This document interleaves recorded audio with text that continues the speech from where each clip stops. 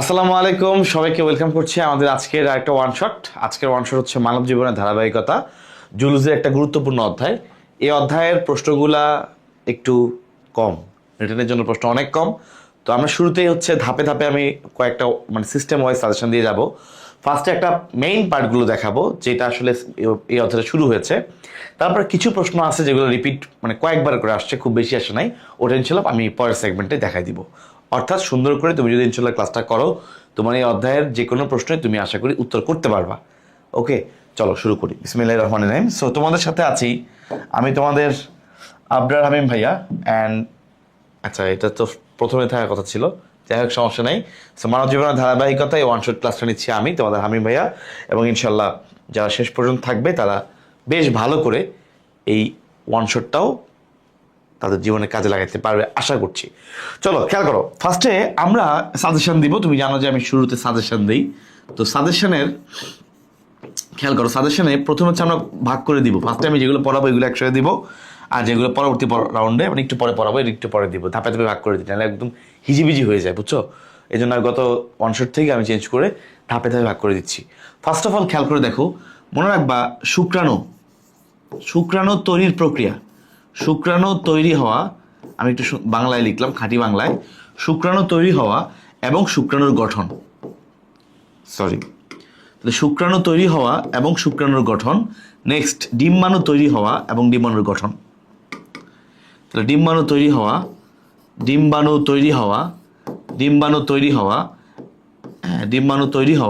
এবং ডিম্বাণুর গঠন। এটা হচ্ছে ফার্স্টের প্রথম কথা, ডিম্বাণু তৈরি হওয়া এবং ডিম্বাণুর গঠন। নেক্সট খেয়াল করে দেখো, খুবই ইম্পর্টেন্ট, শুক্রাণু এবং ডিম্বাণু তারা মিলিত হয়ে তৈরি আমাদের নিষেক হবে, রাইট? তারা মিলিত হয়ে নিষেক হবে। তাহলে শুক্রাণু এবং ডিম্বাণু মিলিত হয়ে যে নিষেক হয়, আরে আজকে বোর্ডে শুক্রাণু এবং ডিম্বাণু মিলিত হয়ে যে নিষেক হয়, এই নিষেক এবং নিষেকের পরিণতি আমরা দেখব। পরিণতি আসলে কি কি রূপ সে লাভ করে সেটা দেখবো আমরা। পরিণতি যখন দেখবো তখন আমরা একই সাথে মানব দেহের উৎপত্তি যে বিভিন্ন স্তরগুলো আমরা ছিল একসাথে পড়ে ফেলবো। লাস্টে খেয়াল করে দেখো, এখানে যাদের এই শুক্রাণু ডিম্বাণু ঠিকমতো তৈরি হবে না বা ঝামেলা থাকবে, ওদের ক্ষেত্রে কৃত্রিমভাবে গর্ভধারণ প্রক্রিয়া বর্তমানে প্রচলিত হয়েছে।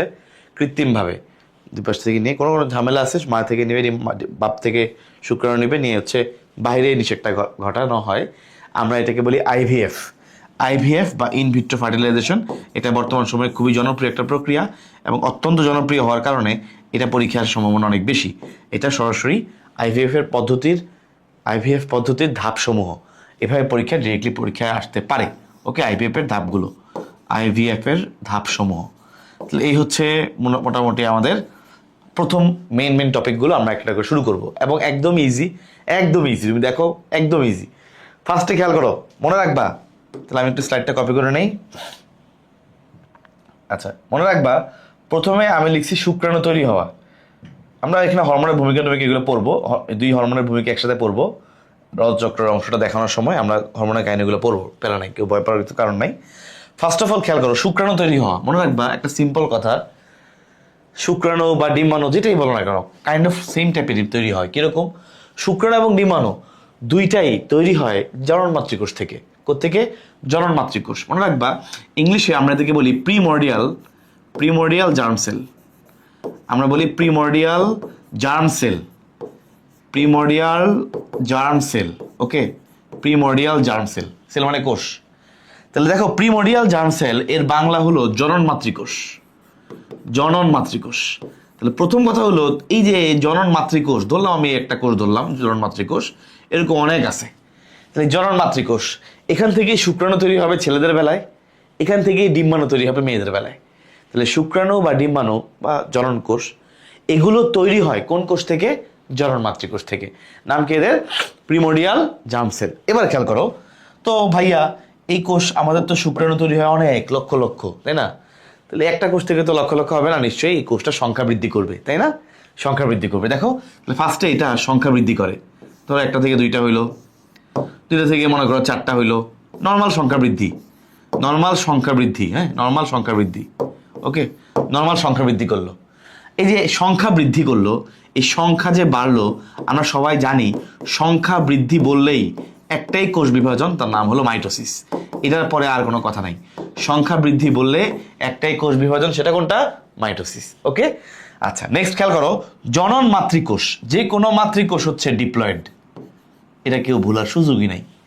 যে কোনো মাতৃকোষ, সে জনন মাতৃকোষ হোক বা দেহের নর্মাল মাতৃকোষ, দেহকোষ হোক, তাহলে জনন মাতৃকোষ, তুমি দেখছো জনন কোষ আছে, ভাইয়া জনন মাতৃ ওয়ার্ডটা খেয়াল করি নাই, আমি জনন ওয়ার্ডটা দেখেই আমি ভাবছি অর্ধেক হবে, হ্যাপ্লয়েড হবে, না, মাতৃকোষ পেলেই উত্তর হচ্ছে ডিপ্লয়েড। তাহলে জনন মাতৃকোষে ক্রোমোজোম সংখ্যা হলো ডিপ্লয়েড। এই জনন মাতৃকোষের মধ্যে মাইটোসিসের মাধ্যমে সংখ্যা বৃদ্ধি হলো। তাহলে মাইটোসিস প্রক্রিয়াতে ক্রোমোজোম সংখ্যার কোনো চেঞ্জ হয় না, তার মানে এখানে প্রত্যেকটা কোষ হচ্ছে ডিপ্লয়েড, এখানে প্রত্যেকটা কোষ কি? ডিপ্লয়েড। ওকে, যা আছে তাই। আচ্ছা নেক্সট, চারটা আছে মনে করো, আমি একটু ছোট করে ফেলি।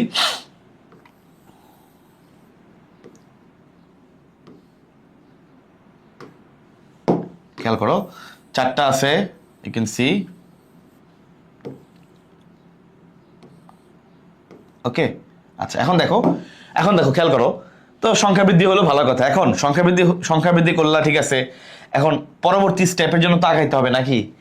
আস্তে আস্তে আমার বাকি ধাপগুলো শুরু করতে হবে না? ওকে, এদের মধ্যে যে সকল কোষ এখন রূপান্তরিত হবে, শুক্রাণু তৈরিতে অংশগ্রহণ করবে, সরাসরি এখনই অংশগ্রহণ করবে, এই কোষগুলো আকারে বড় হয়, পুষ্টি গ্রহণ করে আকারে বড় হয়, পুষ্টি পায় কোত্থেকে? একটা স্পেশাল কোষ আছে, নাম হচ্ছে সার্টলি কোষ। এই কোষটা মূলত পুষ্টি দেয়, এই কোষটা মূলত পুষ্টি সাপ্লাই করে। এই পুষ্টি পেয়ে এই কোষ আকারে বড় হয়। এই যে পিচ্ছি কোষ আছে না, এই কোষ আকারে বড় হয়েছে, তাহলে কোষের আকার বড় হয়েছে, কিন্তু ক্রোমোজোম সংখ্যার মধ্যে কি কোনো পরিবর্তন আসে নাই। কোষের আকার বড় হয়েছে ঠিকই, কিন্তু ক্রোমোজোম সংখ্যা তো যা আছে তাই, চেঞ্জ হওয়ার তো কোনো কারণ নাই। ক্রোমোজোম সংখ্যা চেঞ্জ করার মতো কোনো ঘটনা আমি ঘটাই নাই এখনো, তাহলে ক্রোমোজোম সংখ্যা যা আছে তাই 2n। ওকে, এই যে সে পুষ্টি লাভ করে আকারে বড় হলো, এটার নাম হলো প্রাইমারি স্পারমাটোসাইট। এটার নাম কি? প্রাইমারি স্পারমাটোসাইট। ওকে, এটার নাম হলো প্রাইমারি স্পারমাটোসাইট। আচ্ছা, এবার এর মধ্যে ঘটবে মিওসিস 1। তুমি জানো ভাইয়া, মিওসিস কোষ বিভাজন মানেই হচ্ছে ক্রোমোজোম সংখ্যা অর্ধেক হয়ে যাবে, তাই না? তাহলে মিওসিস 1 যেটা, প্রথম ধাপেই কিন্তু ক্রোমোজোম সংখ্যা অর্ধেক হয়ে যায়। তাহলে খেয়াল করো তো কি দাঁড়াবে এটা, খেয়াল করো তো, তাহলে এখানে একটা, তাই না? দুইটা কোষ হলো ঠিকই, কিন্তু এগুলোর ক্রোমোজোম সংখ্যা, যেহেতু এটা মিওসিস 1, মিওসিসের ক্রোমোজোম সংখ্যা অর্ধেক হয়, হ্রাস পায়, 2n কে 2 দিয়ে ভাগ করলে হবে n, তাহলে এখানে ক্রোমোজোম সংখ্যা হইলো n। ওকে, এই যে প্রথম ধাপে যে দুইটা কোষ তৈরি হয়েছে, এদেরকে আমরা বলি সেকেন্ডারি স্পারমাটোসাইট। তাহলে সেকেন্ডারি স্পারমাটোসাইট, তাহলে খেয়াল করছো, সেকেন্ডারি স্পারমাটোসাইট কিন্তু হ্যাপ্লয়েড, এটা কিন্তু খুবই ইম্পর্টেন্ট, এমসিকিউতে আসে। সেকেন্ডারি স্পারমাটোসাইট কিন্তু হ্যাপ্লয়েড, প্রাইমারি কিন্তু ডিপ্লয়েড ছিল, সেকেন্ডারি কিন্তু হ্যাপ্লয়েড। আচ্ছা নেক্সট খেয়াল করে দেখো তো, জানো ভাইয়া একটা থেকে মিওসিস 2 তে কি হয়, আবার এরকম মাইটোসিসের মতো অনেকটা, এই যে, ঠিক আছে, এই যে তোমরা সবাই মিওসিস পড়েছো, এটা আমি জানি। তাহলে এই যে পরবর্তী যে ধাপটা, আমরা এটাকে বলি মিওসিস 2, আমরা সবাই জানি মিওসিস 2 ধাপে হয়, মিওসিস 1, মিওসিস 2। পরের ধাপে ক্রোমোজোম সংখ্যা তো আর অর্ধেক করার সুযোগ নাই, n/2 হওয়ার সুযোগ আছে? নাই, যা আছে তাই থাকবে, সবগুলো সেম, যা আছে তাই থেকে। ওকে, মিওসিস 2 তে তুমি জানো সেম টাইপের থাকে। তাহলে এই যে দুইটা মিলে হচ্ছে মিওসিস। ওকে, এটা এবং এটা মিলে মিওসিস। এই যে সেকেন্ডারি স্পারমাটোসাইট যে আবার বিভাজিত হয়ে এই যে হ্যাপ্লয়েড সংখ্যক গোল গোল কোষগুলো তৈরি করলো, এদেরকে বলা হয় স্পারমাটিড। কি বলা হয়? স্পারমাটিড। এই যে স্পারমাটিড, ভাইয়া তুমি আমাকে বলো তো, এগুলা কি শুক্রাণু হয়েছে এখনো? এগুলো এখনো শুক্রাণু হয় নাই। কেন? কারণ শুক্রাণু হইতে গেলে মনে আছে একটা বিশেষ ধরনের কাঠামো, চলো আমরা এখন দেখি। তার মানে এগুলো প্রত্যেকটাই বিশেষ কাঠামো লাভ করবে, শুক্রাণুর আকৃতি লাভ করবে, পরিণত হবে, এই যে পরিণত হবে, শুক্রাণুর কাঠামো লাভ করবে, পরিণত হবে, লেজ তৈরি হবে, তাই না? এই যে পরিণত হইলো, এদের নাম হচ্ছে আসলে স্পার্ম। ওকে, এই পরবর্তীতে হয়েছে সে স্পার্ম বা শুক্রাণু। তাহলে সবাই হলো হ্যাপ্লয়েড, ক্রোমোজোম সংখ্যার কোনো পরিবর্তন তো সুযোগই নাই, রাইট? স্পার্ম বা শুক্রাণু, এই হলো শুক্রাণু তৈরির প্রক্রিয়া। ঠিক আছে ভাইয়া? তাহলে খেয়াল করে দেখো, ফার্স্টে জনন মাতৃকোষটার সংখ্যা বৃদ্ধি হইলো, এটাকে আমরা বলি সংখ্যা বৃদ্ধি পর্যায়ে। এরপরে অনেক সময় অনেকে এটাকে লেখছে বৃদ্ধি পর্যায়ে, অনেকে লেখছে পুষ্টি পর্যায়ে, সমস্যা নাই। এই যে এখান থেকে পুষ্টি গ্রহণ করে, এই যে পুষ্টি গ্রহণ করে প্রাইমারি স্পারমাটোসাইট আকারে বড় হইলো, নাম হলো এটা প্রাইমারি স্পারমাটোসাইট। ওকে, নাম কি? প্রাইমারি স্পারমাটোসাইট। ইউ ক্যান সি, নাম হচ্ছে প্রাইমারি স্পারমাটোসাইট। পরবর্তীতে মিওসিস কোষ বিভাজন শুরু হয়ে গেল। মিওসিস 1 যখন হলো তখন ক্রোমোজোম সংখ্যা অর্ধেক হয়ে যায়। এই যে দুইটা কোষ তৈরি হলো, আমরা এদেরকে বলি সেকেন্ডারি স্পারমাটোসাইট। এরপরে মিওসিস 2 এর মাধ্যমে 4টা কোষের রূপান্তর হলো, এই 4টা কোষকে আমরা বলি স্পারমাটিড। লাস্টে পরিণত স্পার্ম, একদম পরিণত হবে, এই পরিণত স্পার্ম তৈরি হলো 4টা। এই হচ্ছে আমাদের টোটাল প্রক্রিয়া। এই প্রক্রিয়াটাকে আমরা বলি শুক্রাণু তৈরি হওয়া বা স্পারমাটোজেনেসিস। শেষ। ওকে, আমাদের আলহামদুলিল্লাহ এটা পড়া শেষ, স্পারমাটোজেনেসিস। এখন শুধুমাত্র লাস্টের যে ধাপটা খেয়াল করো, এই যে স্পারমাটিড থেকে পরিণত স্পার্ম হলো, এই যে লাস্টের যে স্টেপটা, স্পারমাটিড থেকে পরিণত হওয়া স্পার্ম যে ম্যাচুরেশন হলো, হ্যাঁ, আলটিমেটলি ফাইনাল যে স্পার্ম তৈরি হলো, এই প্রক্রিয়াটাকে, এই ধাপটাকে, জাস্ট এই একটা ধাপকে বলে স্পার্মিওজেনেসিস। জাস্ট ওই একটা ধাপকে বলে স্পার্মিওজেনেসিস। তাহলে খেয়াল রাখতে হবে, তাহলে এই যে স্পারমাটিড থেকে লাস্টে স্পার্ম তৈরি হলো, এই একটা ধাপকে আমরা বলবো স্পার্মিওজেনেসিস। ওকে, পারবো আশা করছি ইনশাল্লাহ। তাহলে এই হচ্ছে স্পারমাটোজেনেসিস, হোপফুলি শেষ। এবার আমরা আগে শুক্রাণু গঠনটা পড়ে ফেলবো, তারপরে ডিম্বাণু তৈরিটা পড়বো। এটা যদি তুমি পারো, ডিম্বাণু গঠন তোমার জন্য একদম ইজি। তাহলে আমরা একটু আগে বইয়ের ছবিটা দেখে নিই, তোমার জন্য ভাই ছবিগুলো নিয়ে আসছি। চলো আমরা একটু বইয়ের ছবিটা দেখে নিই। এই যে দেখো, জনন মাতৃকোষ, ওই যে প্রিমোডিয়াল জার্ম কোষ, নিউক্লিয়াসটা আস্তে আস্তে সংখ্যা বৃদ্ধি করছে। সংখ্যা বৃদ্ধি করার পরে এই যে দেখছো, আস্তে আস্তে সে বড় হয়েছে। এই বড় হওয়ার পর্যায়টাকে আমরা বলি যে পরিবর্ধন পর্যায়। সে বড় হয়ে নাম হয়ে গেছে প্রাইমারি স্পারমাটোসাইট। তারপরে মিওসিস 1 হলো, সেকেন্ডারি স্পারমাটোসাইট তৈরি হলো, মিওসিস 2 এর মাধ্যমে স্পারমাটিড হলো, আর লাস্টে স্পার্মিওজেনেসিস প্রক্রিয়ায় শুক্রাণু বা স্পার্ম তৈরি হলো। তোমাকে ভাই এটা পড়াইছি, আশা করছি তোমরা ইনশাল্লাহ পারবা। ওকে, এবং যে কথাগুলো আমি মুখে বলছি, কথাগুলো এখানে আছে, তুমি চাইলে এখান থেকে একবার দেখে রিডিংও পড়ে ফেলতে পারবা। তখন পড়াটা তোমার আরও বেশি মাথায় ঢুকবে ইনশাল্লাহ। ওকে, একদমই সিম্পল, একদমই ইজি, ঝামেলা কিছু নাই। আমরা এখন পড়বো হচ্ছে, এই যে এগুলো সব লেখা আছে, ঠিক আছে, 60 থেকে 70 দিন সময় লাগে। আমরা এখন পড়বো হচ্ছে একটা আদর্শ শুক্রাণু। ওকে, আচ্ছা, শুক্রাণু গঠনের সময় আগে একটু খেয়াল করে দেখো। ফার্স্ট অফ অল ভালো করে বুঝো, শুক্রাণু একটা মাথা আছে, এই যে মাথা, এরপরে একটা গ্রীবা আছে। গ্রীবাটা খুবই চিকন, বুঝছো, খুবই ছোট্ট একটা অংশ। এটাকে আমরা এর জন্য খুব বেশি একটা গুরুত্ব দিই না, বাট এটার মধ্যে ইম্পর্টেন্ট সেন্ট্রিওল থাকে। ওকে, তাহলে গ্রীবা আছে, গ্রীবার পরে মাঝখানে হচ্ছে মধ্যখণ্ড, এরপরে লম্বা একটা লেজ। এই লেজের মধ্যে আবার কাহিনী আছে। লেজের একটা নির্দিষ্ট অংশ হচ্ছে আবরণী দিয়ে আবৃত, আর একদম লাস্টের শেষ খণ্ডের উপরে কোনো আবরণী নাই। শেষ খণ্ড এত চিকন হয়ে গেছে, আর আসলে কোনো আবরণী নাই, যার ভিতর থেকে সুতাটা বেরিয়েছে। ওকে, এই হচ্ছে শুক্রাণুর গঠন। লাস্টে আরেকটা কথা বলে রাখি, শুক্রাণুর মাথায় টুপির মতো একটা অঙ্গাণু আছে, এটাকে আমরা বলি অ্যাক্রোজোম। চলো আমরা ইনশাল্লাহ এখন এটা সুন্দর করে আঁকবো। ওকে, খেয়াল করে দেখো ভাইয়া, শুক্রাণুর গঠন। ওকে, খেয়াল করে দেখো শুক্রাণুর গঠন। তোমাদের যখন স্লাইড ইনশাল্লাহ আমি অ্যাড করে দিব, তোমরা যখন স্লাইডটা দেখবা তখন একদম সুন্দর সিরিয়াল অনুযায়ী অ্যাড করে দিব, যেন তুমি ক্লাসটা মানে প্রত্যেকটা টপিক শেষে প্রত্যেকটা টপিকটা পড়তে পারো। হ্যাঁ, শুক্রাণুর গঠন কীভাবে আঁকতেছি সবাই একটু খেয়াল করো। এটা আঁকা একদমই সহজ, একদমই উদ্ভাত। ফার্স্টে এরকম একটা ডিম্বাকার কাঠামো দিলাম, হ্যাঁ, এটা একটু গলার মতো নামাই দিলাম, এর নাম দিলাম গ্রীবা। আচ্ছা, এরপরে দেখো এ নামাই দিলাম, এ হচ্ছে মধ্যখণ্ড।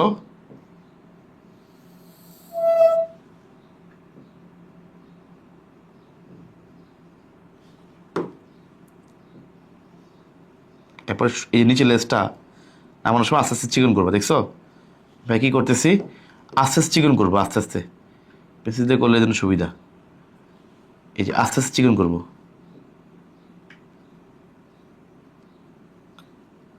এই যে, ঠিক আছে ভাই, আস্তে আস্তে চিকন করে দিলাম, শেষ, আমার শুক্রাণু আঁকা শেষ। এটা কিছু হইলো, এমনি একটা ডিমের মতো আঁকলাম, একে নিচে একটু মোটা করলাম, এরপর আস্তে আস্তে চিকন করে সাপের মতো চিকন করে মিলাই দিছি। ওকে, একটা সাপ তুমি দেখছো না, চিকন করে মিলে যায়, এরকম করে মিলাই দিলাম, শেষ, শুক্রাণুর গঠন আঁকা শেষ। তাহলে চলো দেখি তো কি আসলে বিষয়টা। এই যে মাঝখানে একটা নিউক্লিয়াস অবশ্যই দিতে হবে, তাই না? শুক্রাণুর মধ্যে অবশ্যই কিছু থাকুক আর না থাকুক, নিউক্লিয়াস তো অবশ্যই আছে, এবং এটাই তো একটা গুরুত্বপূর্ণ পার্ট, এটাই তো নিষেক্রিয়ায় অংশগ্রহণ করবে, তাই না? নিষেকে তো এই নিউক্লিয়াসটাই অংশগ্রহণ করবে। তো এই আমি একটা নিউক্লিয়াস দিলাম, এই যে নিউক্লিয়াস, তাহলে এই হচ্ছে শুক্রাণুর নিউক্লিয়াস। ওকে, সরি, ওকে, আমি শুক্রাণুর নিউক্লিয়াস আঁকলাম। তাহলে এই যে ভাই আঁকলাম, এটা কি? এটা হচ্ছে শুক্রাণুর নিউক্লিয়াস। এটাই হচ্ছে শুক্রাণুর নিউক্লিয়াস। আমরা নিউক্লিয়াসকে খুব গুরুত্ব দিই, কারণ এই নিউক্লিয়াসটাই তো আলটিমেটলি নিষেকে অংশগ্রহণ করবে। আচ্ছা, নেক্সট, শুক্রাণুর মাথায় টুপির মতো একটা অংশ, এই টুপির মতো অংশ, এটা খুবই ইম্পর্টেন্ট। এর ভিতরে এনজাইম থাকে, বুঝছো? হায়ালুরোনিডেজ নামক এনজাইম থাকে, যেটা ডিম্বাণুতে শুক্রাণুর ঢুকতে হেল্প করে। হ্যাঁ, ডিম্বাণুর চারপাশে যে আবরণ আছে, আবরণগুলোকে ভেদ করতে হেল্প করে স্পেশাল এনজাইম, নাম হলো হায়ালুরোনিডেজ। আর অনেকগুলো টাইপের এনজাইম থাকে। ওকে, নিউরামিনিডেজ, তারপরে অ্যাক্রোসি মানে অ্যাক্রোমিন বলে, অনেক সময় অ্যাক্রোসিস বলে। এটা তোমাদের বইয়ের মধ্যে একটু এটা তেমন ক্ল্যারিফাই করা নাই, সো এটা নিয়ে তোমাদের প্যারা নিতে হবে না। তুমি খালি প্রোটিয়েজ, তারপরে তোমার হায়ালুরোনিডেজ, নিউরামিনিডেজ, এই কয়েকটা নাম মনে রাখলে ইনশাল্লাহ হবে। আচ্ছা, খেয়াল করে দেখো, তাহলে এই যে টুপির মতো অংশ, এটার নাম হলো অ্যাক্রোজোম। এটার ফাংশন তোমাকে আমি কি বললাম? ফাংশন হচ্ছে এটার ভিতরে এনজাইম আছে। কি আছে এটার ভিতরে? এনজাইম আছে। এই এনজাইমের কাজ কি? ডিম্বাণুর ভিতরে শুক্রাণুকে প্রবেশ করতে সহায়তা করা, রাস্তাটাকে ক্লিয়ার করে দেওয়া। রাস্তার মাঝখানে যা যা আসবে সবগুলোকে ধ্বংস করে ক্লিয়ার করে দিবে। ওকে, আচ্ছা, শেষ। এবার দেখো, তাহলে আমাদের এই যে উপরের অংশটা ভাইয়া আঁকলাম, এটা হচ্ছে মাথা। এটাই হচ্ছে শুক্রাণুর মস্তক বা মাথা। তোমাদের বইয়ে মাথা আকারে লিখছে, মাথায় লিখলাম মাথা বা মস্তক। ওকে, এই যে এই পয়েন্টটা হচ্ছে একদম এই গলার এই বরাবর এই পয়েন্টটা হচ্ছে গ্রীবা। এই পয়েন্টটা হচ্ছে গ্রীবা। এখানে থাকে বেসিক্যালি সেন্ট্রিওল। দুই পাশের লম্বা বরাবর কি থাকে? সেন্ট্রিওল। এই যে এখানে থাকে দুই পাশে এ বরাবর সেন্ট্রিওল। তো এত কিছু তোমার বই সুন্দর করে আঁকে নাই, তোমার প্যারা নেওয়ার দরকার নাই। আর মাঝখানে এখানে থাকে মাইটোকন্ড্রিয়া। এখানে থাকে কি? মাইটোকন্ড্রিয়া। তাহলে খেয়াল করছো ভাইয়া? খেয়াল করছো? এই যে এইখানে থাকে সেন্ট্রিওল, গ্রীবার এখানে অংশে কি আছে? গ্রীবার এখানে অংশে আছে সেন্ট্রিওল। তাহলে গ্রীবার এখানে কি আছে? গ্রীবার এই অংশে থাকে দুইটা সেন্ট্রিওল। তাহলে গ্রীবার এই অংশে আমরা দেখতে পাচ্ছি কি আছে? দুইটা সেন্ট্রিওল আছে, এটা মনে রাখবা। আর মধ্যখণ্ডে এখানে হচ্ছে মাইটোকন্ড্রিয়া। এ হচ্ছে মাইটোকন্ড্রিয়া। অবশ্যই পুষ্টি লাগবে। পুষ্টি পাবে কোত্থেকে? শক্তি লাগবে। শক্তি পাবে কোত্থেকে? মাইটোকন্ড্রিয়া থেকে। তাহলে মাইটোকন্ড্রিয়া আছে কোন খণ্ডে? মাইটোকন্ড্রিয়া আছে মধ্যখণ্ডে। ওকে, মধ্যখণ্ড। আচ্ছা, এবার এর ভিতরে অক্ষীয় সূত্র, এই যে এর ভিতরে এটা হচ্ছে অক্ষীয় সূত্র। এই অক্ষীয় সুতাটা এভাবে এসে এসে এসে এসে এই যে একদম মিলে গেছে বলতে গেলে প্রায়, তাই না? তাহলে খেয়াল করছো, অক্ষীয় সূত্রক যেটা, যে নিচে সুতার মতো যেটা নিচের দিকে নামছে অক্ষ বরাবর, একদম মাঝ বরাবর, একদম অক্ষ বরাবর, এই অক্ষীয় সূত্রকের একটা নির্দিষ্ট অংশ হচ্ছে কাভার করা আছে, ঢাকনা দিয়ে আবৃত আছে। দেখতেই পাচ্ছ সাদা রঙের ঢাকনা, কিন্তু লাস্টের একটা পার্ট কিন্তু দেখো আবরণীবিহীন। যেই পার্টটা আবরণীবিহীন এটাকে বলে শেষ খণ্ড। এটাই হচ্ছে অক্ষীয় সূত্রকের শেষ খণ্ড। ঠিক আছে, চিত্র শুক্রাণু। তাহলে আমাদের আলহামদুলিল্লাহ শুক্রাণুর গঠন আঁকা শেষ। আমি কিন্তু ছবি যখন আঁকি ধাপে ধাপে এমনভাবে আঁকি যেন তুমি আমার সিরিয়ালটা ফলো করবা, যে কোনটার পর কি আঁকতেছি, তখন তোমার ছবিটা সুন্দর হবে, ইজি হবে। তুমি মাঝখান দিয়ে আঁকা শুরু করলা, উপরে গোল্লা দিলা, আন্তাজে আঁকা শুরু করলা, ছবিটা দেখবা তোমার ভালো হচ্ছে না। সো একটা ফরম্যাট, ছবি আঁকার একটা ফরম্যাট আছে। হ্যাঁ, আমরা একটা ধরো বাইরে থেকে শুরু করলাম, ভিতর দিকে আস্তে আস্তে গেলাম। অনেক সময় ভিতর থেকেও বাইরে যাওয়া সম্ভব, কিন্তু যে ফরম্যাটে মানুষজন একে অভ্যস্ত, ওই ফরম্যাটে। ঠিক আছে, ছবি আঁকার যে নর্মাল ফরম্যাটগুলো আছে এর মধ্যে একটা হচ্ছে এটা। ঠিক আছে, চিত্র শুক্রাণু গঠন, এটা কিন্তু অবশ্যই লিখতে হবে। এটা মনে হয় আমি তোমাদেরকে আগেও বলছিলাম, এই ধরনের কথা অবশ্যই লিখতে হবে। তাহলে চলো আমরা একটু ছবিটা দিকে একটু চোখ বলে আসি। ছবিটা আমাদের কি অবস্থায় আছে? এই যে দেখো, এই যে, তাহলে আমাদের মধ্যখণ্ড শেষ, লেজ, নিচে পুরো হচ্ছে লেজ। এটা তো অবভিয়াসলি নিচে পুরোটা লেজ, আর লেজের একদম লাস্টের পার্টটা হচ্ছে শেষ খণ্ড। এই যে মাঝখানে অক্ষীয় সূত্র, আর চারপাশে প্লাজমা ঝিল্লি, কোষ ঝিল্লি। অবশ্যই এটা তো একটা কোষ, চারপাশে অবশ্যই কোষ ঝিল্লি তো আছে। আমরা সাদা কালার দিয়ে তো অবশ্যই কোষ ঝিল্লি আঁকছি। ঠিক আছে, এটা আমাদের আর বলার দরকার নেই, আলহামদুলিল্লাহ শেষ। সো এটা আমাদের শুক্রাণুর গঠন আঁকা শেষ। এটা সাদা রঙের, এটা কি ভাইয়া? অবশ্যই কোষ ঝিল্লি, এটা নিয়ে তো ডাউট হওয়ার কারো কথা নেই, তাই না? সাদা রঙের এটা কি? কোষ ঝিল্লি, প্লাজমা ঝিল্লি বা কোষ ঝিল্লি। এটা তো একটা কোষ, তাই না? হ্যাঁ, এটা জনন কোষ, তাই না? হ্যাপ্লয়েড সংখ্যক ক্রোমোজোম আছে, বাট কোষ তো। সো এটা প্লাজমা ঝিল্লি বা কোষ ঝিল্লি। ওকে, আর এটা হচ্ছে লেজ, লাস্টের পুরোটাই হচ্ছে লেজ। লেজের একদম লাস্টের পার্টটা যেটা হচ্ছে কাভারিং বিহীন, ওইটা হচ্ছে শেষ খণ্ড। চিত্র শুক্রাণুর গঠন আলহামদুলিল্লাহ শেষ। তাহলে শুক্রাণু তৈরি আমরা পড়লাম, শুক্রাণুর গঠন আমরা পড়ে ফেললাম। ওকে, খুবই ইম্পর্টেন্ট, অ্যাক্রোজোমের কথা খেয়াল রাখবা। এটা টুপির মতো থাকে, যে মাথায় টুপির মতো এমসিকিউতে আসে। শুক্রাণুর মাথায় টুপির মতো কে থাকে? অ্যাক্রোজোম। শুক্রাণুর মাঝখানে মতে মাইটোকন্ড্রিয়া, মতে মাইটোকন্ড্রিয়া। শুক্রাণুর মাঝখানে কি আছে? মাইটোকন্ড্রিয়া আছে। গ্রীবাতে থাকে সেন্ট্রিওল দুইটা। কয়টা সেন্ট্রিওল থাকে? দুইটা সেন্ট্রিওল। ওকে, পরস্পর সমকোণে থাকে, পরস্পর সমকোণে অবস্থান করে দুইটা সেন্ট্রিওল। তাহলে এই হচ্ছে মোটামুটি শুক্রাণু শেষ। চলো আমরা এখন পড়বো হচ্ছে ডিম্বাণু তৈরি হওয়া। ভাই ডিম্বাণু তৈরি হওয়ার প্রক্রিয়াটাকে বলা হয় ওজেনেসিস। কি বলে? ওজেনেসিস। ঠিক সেম টাইপের প্রক্রিয়া, শুক্রাণু বেলা আমরা যেটা পড়েছি ঠিক সেম টাইপের প্রক্রিয়া। ফার্স্ট অফ অল প্রথম কথা হচ্ছে জনন মাতৃকোষ, ওই যে আগের মতোই সেম জনন মাতৃকোষ। কারণ এটা হবে ডিম্বাশয়ের মধ্যে, ছেলেদের বেলা হচ্ছে শুক্রাশয়ে, বাট কোষের নাম তো ফিক্স জনন মাতৃকোষ। জনন মাতৃকোষ কেমন হয়? হ্যাপ্লয়েড নাকি ডিপ্লয়েড? ভাই পড়াইছি, বলো ভাই। জনন মাতৃকোষ হচ্ছে ডিপ্লয়েড, এই যে ডিপ্লয়েড মিলে গেছে। জনন মাতৃকোষ কেমন? ডিপ্লয়েড। ওকে, মিলছে। আচ্ছা নেক্সট খেয়াল করো, তাহলে ফার্স্টে একটা কোষ দিলাম, ধরো এটা হচ্ছে সেই জনন মাতৃকোষ। ওকে, এটা হচ্ছে ডিপ্লয়েড, 2n সংখ্যক ক্রোমোজোম। তো ফার্স্টে তোমরা জানো মাইটোসিস প্রক্রিয়ায় সংখ্যা বৃদ্ধি করবে। তো এটা সংখ্যা বৃদ্ধিটাকে অনেক সময় বইয়ে 2টা লিখছে, অনেক সময় বই 4টা 5টা আঁকছে, এত আগে লাগে না বুঝছো, 2টা আঁকলেই হইতো। বাট যেহেতু তোমাদের বইয়ে মানে 4টা আঁকছে, জন্য ভাই 4টা আঁকতেছে আর কি। ওকে, তাহলে ফার্স্টে কিছুই না, ফার্স্টে মাইটোসিস প্রক্রিয়ায় এটা সংখ্যা বৃদ্ধি করলো। ওকে, ফার্স্টে মাইটোসিস প্রক্রিয়ায় সংখ্যা বৃদ্ধি করলো, সবাই 2n আছে, কোনো চেঞ্জ হয় নাই, ক্রোমোজোম সংখ্যা যা ছিল তাই আছে। কারণ মাইটোসিস প্রক্রিয়াতে যখন সংখ্যা বৃদ্ধি হয়, সংখ্যা বৃদ্ধি মানে তুমি বুঝো জাস্ট 1টা থেকে 2টা, 2টা থেকে 4টা হওয়া, মাইটোসিস প্রক্রিয়ার মাধ্যমেই হয়, এবং সেক্ষেত্রে ক্রোমোজোম সংখ্যার কোনো চেঞ্জ হয় না। মাইটোসিসের বৈশিষ্ট্য হচ্ছে এটা। নেক্সট এখান থেকে বলছিলাম কোষটা আকারে পুষ্টি টুষ্টি গ্রহণ করে আকারে বড় হবে।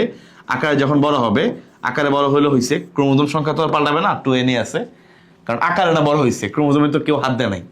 তখন আমরা এটাকে বলবো প্রাইমারি ওসাইট, জাস্ট নামটা ও জেনেসিসের বেলায় ওসাইট, তাহলে তখন আমরা এটাকে বলবো প্রাইমারি ওসাইট। ওকে, আচ্ছা এবার মিওসিস বিভাজন হওয়া শুরু হবে। মনে রাখবা মিওসিস বিভাজন, তো ফার্স্টে আমরা জানি মিওসিস 1 হয়, তাই না? মিওসিস 1, তাহলে 1টা থেকে 2টা হবে। এইখানে একটু বেদ কাহিনী আছে। কি কাহিনী? যখন 1টা থেকে 2টা হয়, ফিমেল বেলায় ডিম্বাণু তৈরি হওয়ার সময় মিওসিস যখন ঘটে, এই 2টা কোষের আকৃতি সমান থাকে না, অসম আকৃতির কোষ। মানে একটা কোষ হয় আকারে একটু বড়, আর একটা কোষ হয় আকারে একটু ছোট। তাহলে একটা কোষ আকারে একটু বড় হয়, আর একটা কোষ একটু ছোট হয়, আকার সমান না, এই জন্য বলে অসম আকৃতির।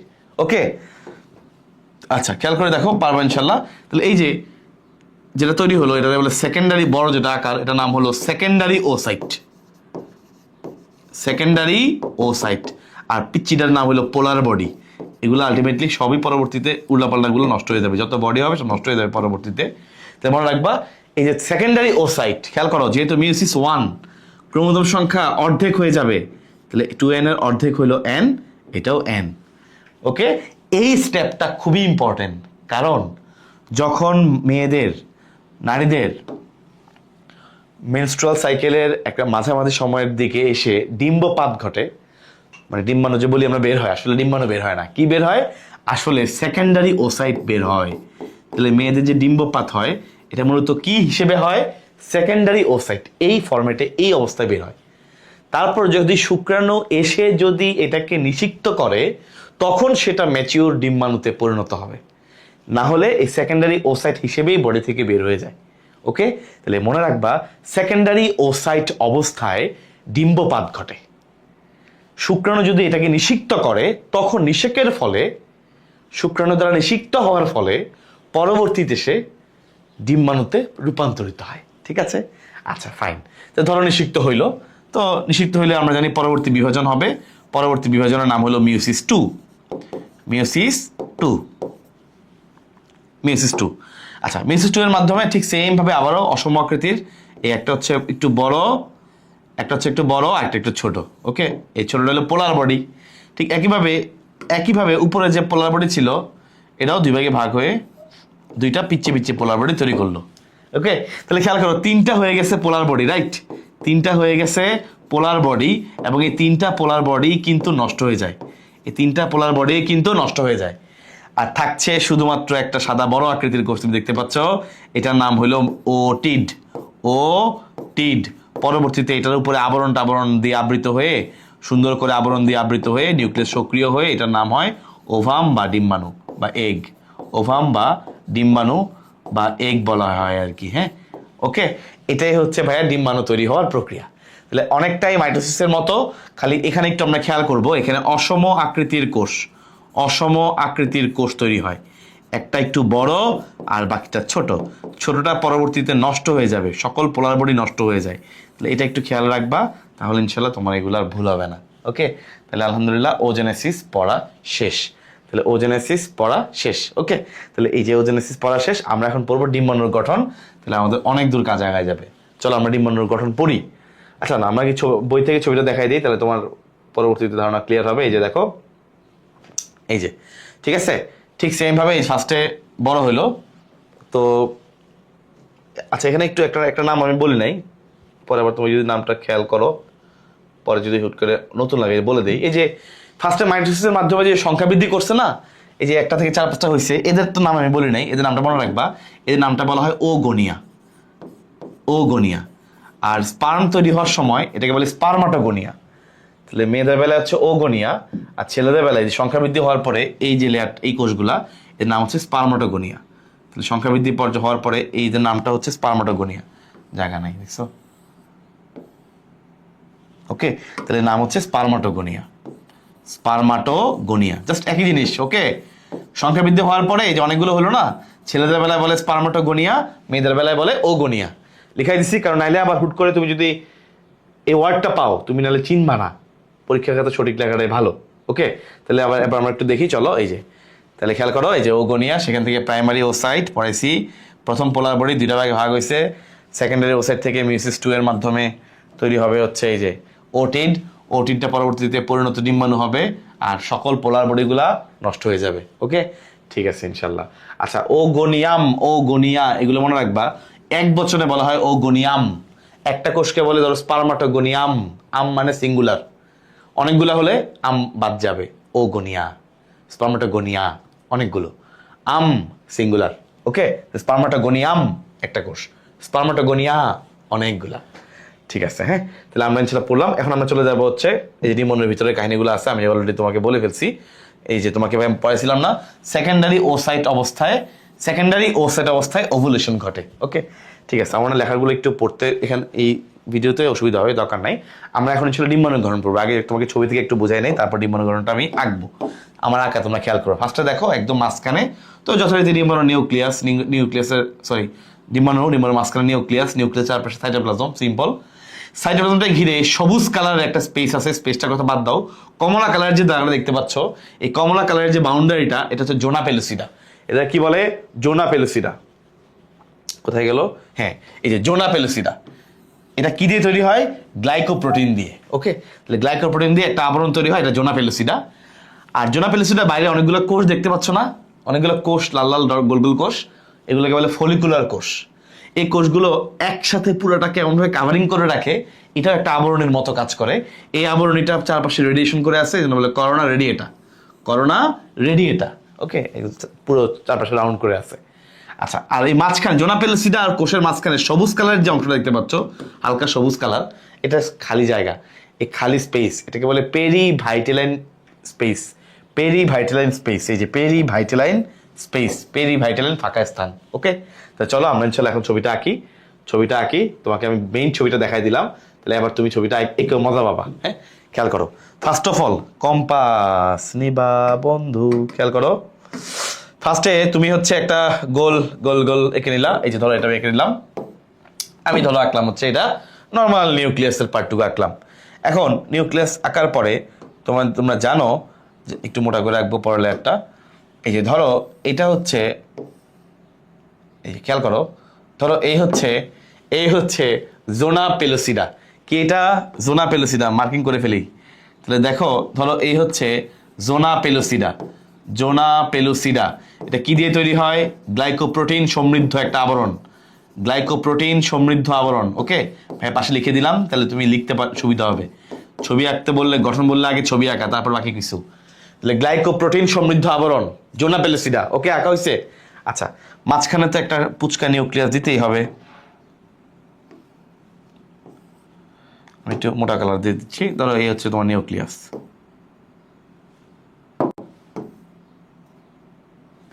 ঠিক আছে, এই হচ্ছে নিউক্লিয়াস। কারণ নিউক্লিয়াস না দিলে তো আর এটা একটা কোষ হবে না, রাইট? সো নিউক্লিয়াস তোমাকে দিতেই হবে। তাহলে এই হচ্ছে নিউক্লিয়াস। এটা বাঁকা হয়ে গেছে আমার দাগটা। তাহলে এই হচ্ছে নিউক্লিয়াস। ওকে, এটা হচ্ছে নিউক্লিয়াস আমি দিয়ে ফেললাম। তাহলে নিউক্লিয়াস ছাড়া মাঝখানে এটার নাম কি? নিউক্লিয়াস ছাড়া বাকি অংশটা কি? সাইটোপ্লাজম, তাই না? নিউক্লিয়াসের বাইরে চারপাশের অংশটা হচ্ছে সাইটোপ্লাজম, এখানে অনেকগুলো অঙ্গাণু টঙ্গাণু আছে, আমার এগুলো আঁকতে হবে না। আচ্ছা এবার দেখো মাঝখানে স্পেস আছে কিনা নাকি নাই, মাঝখানে স্পেস আছে নাকি নাই, ভাই আছে তো, এই যে স্পেস, খেয়াল করো আমি দাগ দিছি, কমলা কালারের আবরণটা হচ্ছে জোনা পেলুসিডা, মাঝখানে সাদা যে অংশটা স্পেসটা, এটার নামই হচ্ছে পেরিভাইটেলাইন স্পেস, পেরিভাইটেলাইন ফাঁকা স্থান, এটাই হচ্ছে সেই পেরিভাইটেলাইন ফাঁকা স্থান। ওকে, শেষ পেরিভাইটেলাইন ফাঁকা স্থান। এবার নেক্সট, চারপাশে গোল গোল করে ঘিরে আছে কি কোষ, করোনা রেডিয়েটা, এই যে চারপাশে এরকম করে যতগুলো পারো আঁকবা, মাঝখানে একটু দুই একটা বাড়াই দিবা, এই যে একটু কষ্ট হবে এটা আঁকতে আমি জানি, একটু কষ্ট হবে আমি জানি, এই যে একটু কষ্ট হবে আমি জানি, কিন্তু কষ্ট করলেই কেষ্ট মিলবে, নাম্বার পাবো ইনশাল্লাহ, তাই না? সো মাঝে মধ্যে একটু কষ্ট করতেই হবে। এই যে চারপাশে এরকম কোষগুলো ফার্স্টে অনেকগুলো এক লেয়ার দিয়ে নিবা, তাহলে মনে ইজি হবে, আরো মানসিকভাবে চাপ কমবে। ওকে, এই যে ফার্স্টে ভাই এক লেয়ার দিয়ে নিলাম, তাহলে একটু মানসিক চাপ কমার জন্য, এই জন্য ছবিটা একটু ছোট করে একটা ভালো, নাহলে বেশি কষ্ট হয়ে যায়। মাঝখানে একটু দুই একটা করে কোষের লেয়ার দিবা, কারণ এটা কোনো ফিক্সড এমন না যে একটা দুইটা কোষের লেয়ার থাকবে, মাঝখানে একটু বাড়াই দিবা কোষ।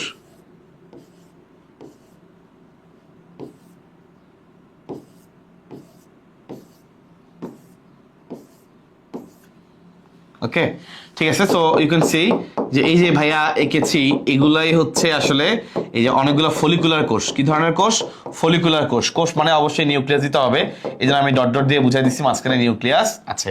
ফলিকুলার কোষের দিয়ে একটা কাভারিং আমি দিলাম, এই যে কাভারিংটা ভাইয়া দিচ্ছি অলরেডি, তোমরা দেখতে পাচ্ছ এই ফলিকুলার কোষের যে কাভারিং, এটাই হচ্ছে করোনা রেডিয়েটা। এই যে সে একটা আবরণ তৈরি করলো, এটাকে বলা হয় করোনা রেডিয়েটা। চিত্র ডিম্বাণুর গঠন আলহামদুলিল্লাহ শেষ।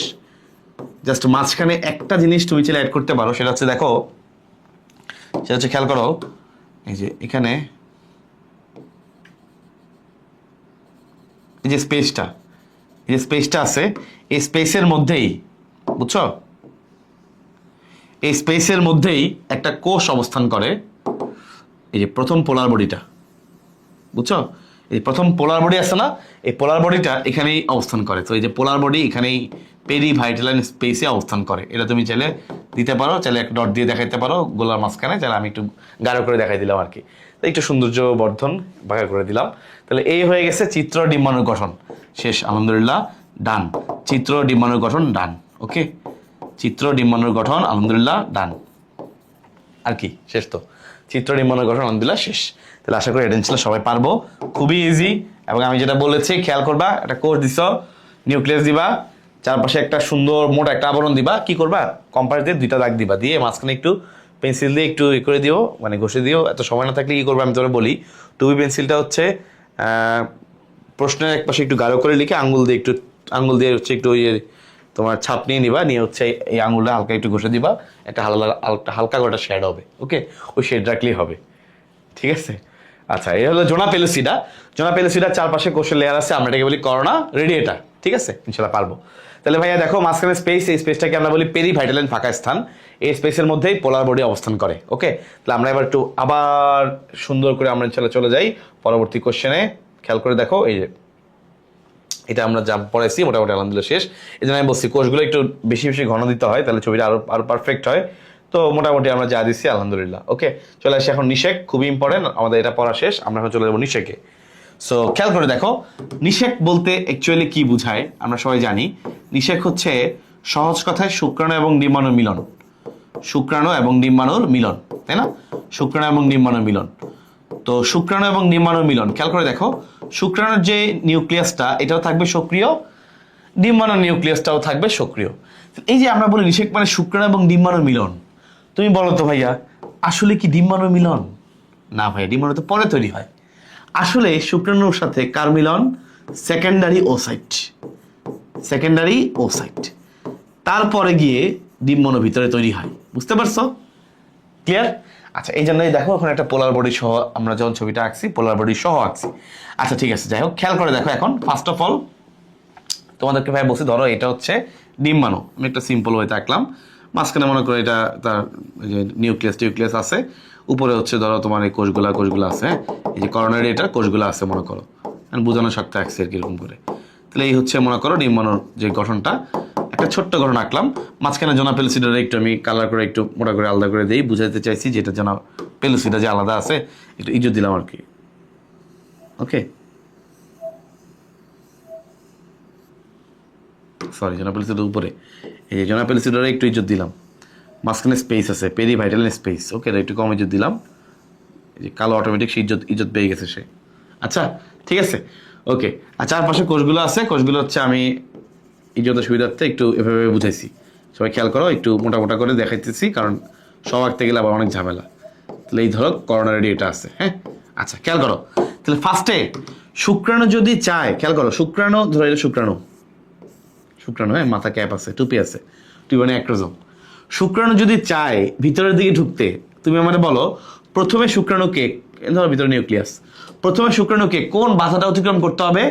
ভাইয়া ফার্স্টে শুক্রাণুকে অতিক্রম করতে হবে এই যে বাইরের যে আবরণ, বাইরের যে আবরণটা, এই বাইরের আবরণটার নাম হচ্ছে করোনা রেডিয়েটা, তাই না? করোনা রেডিয়েটা।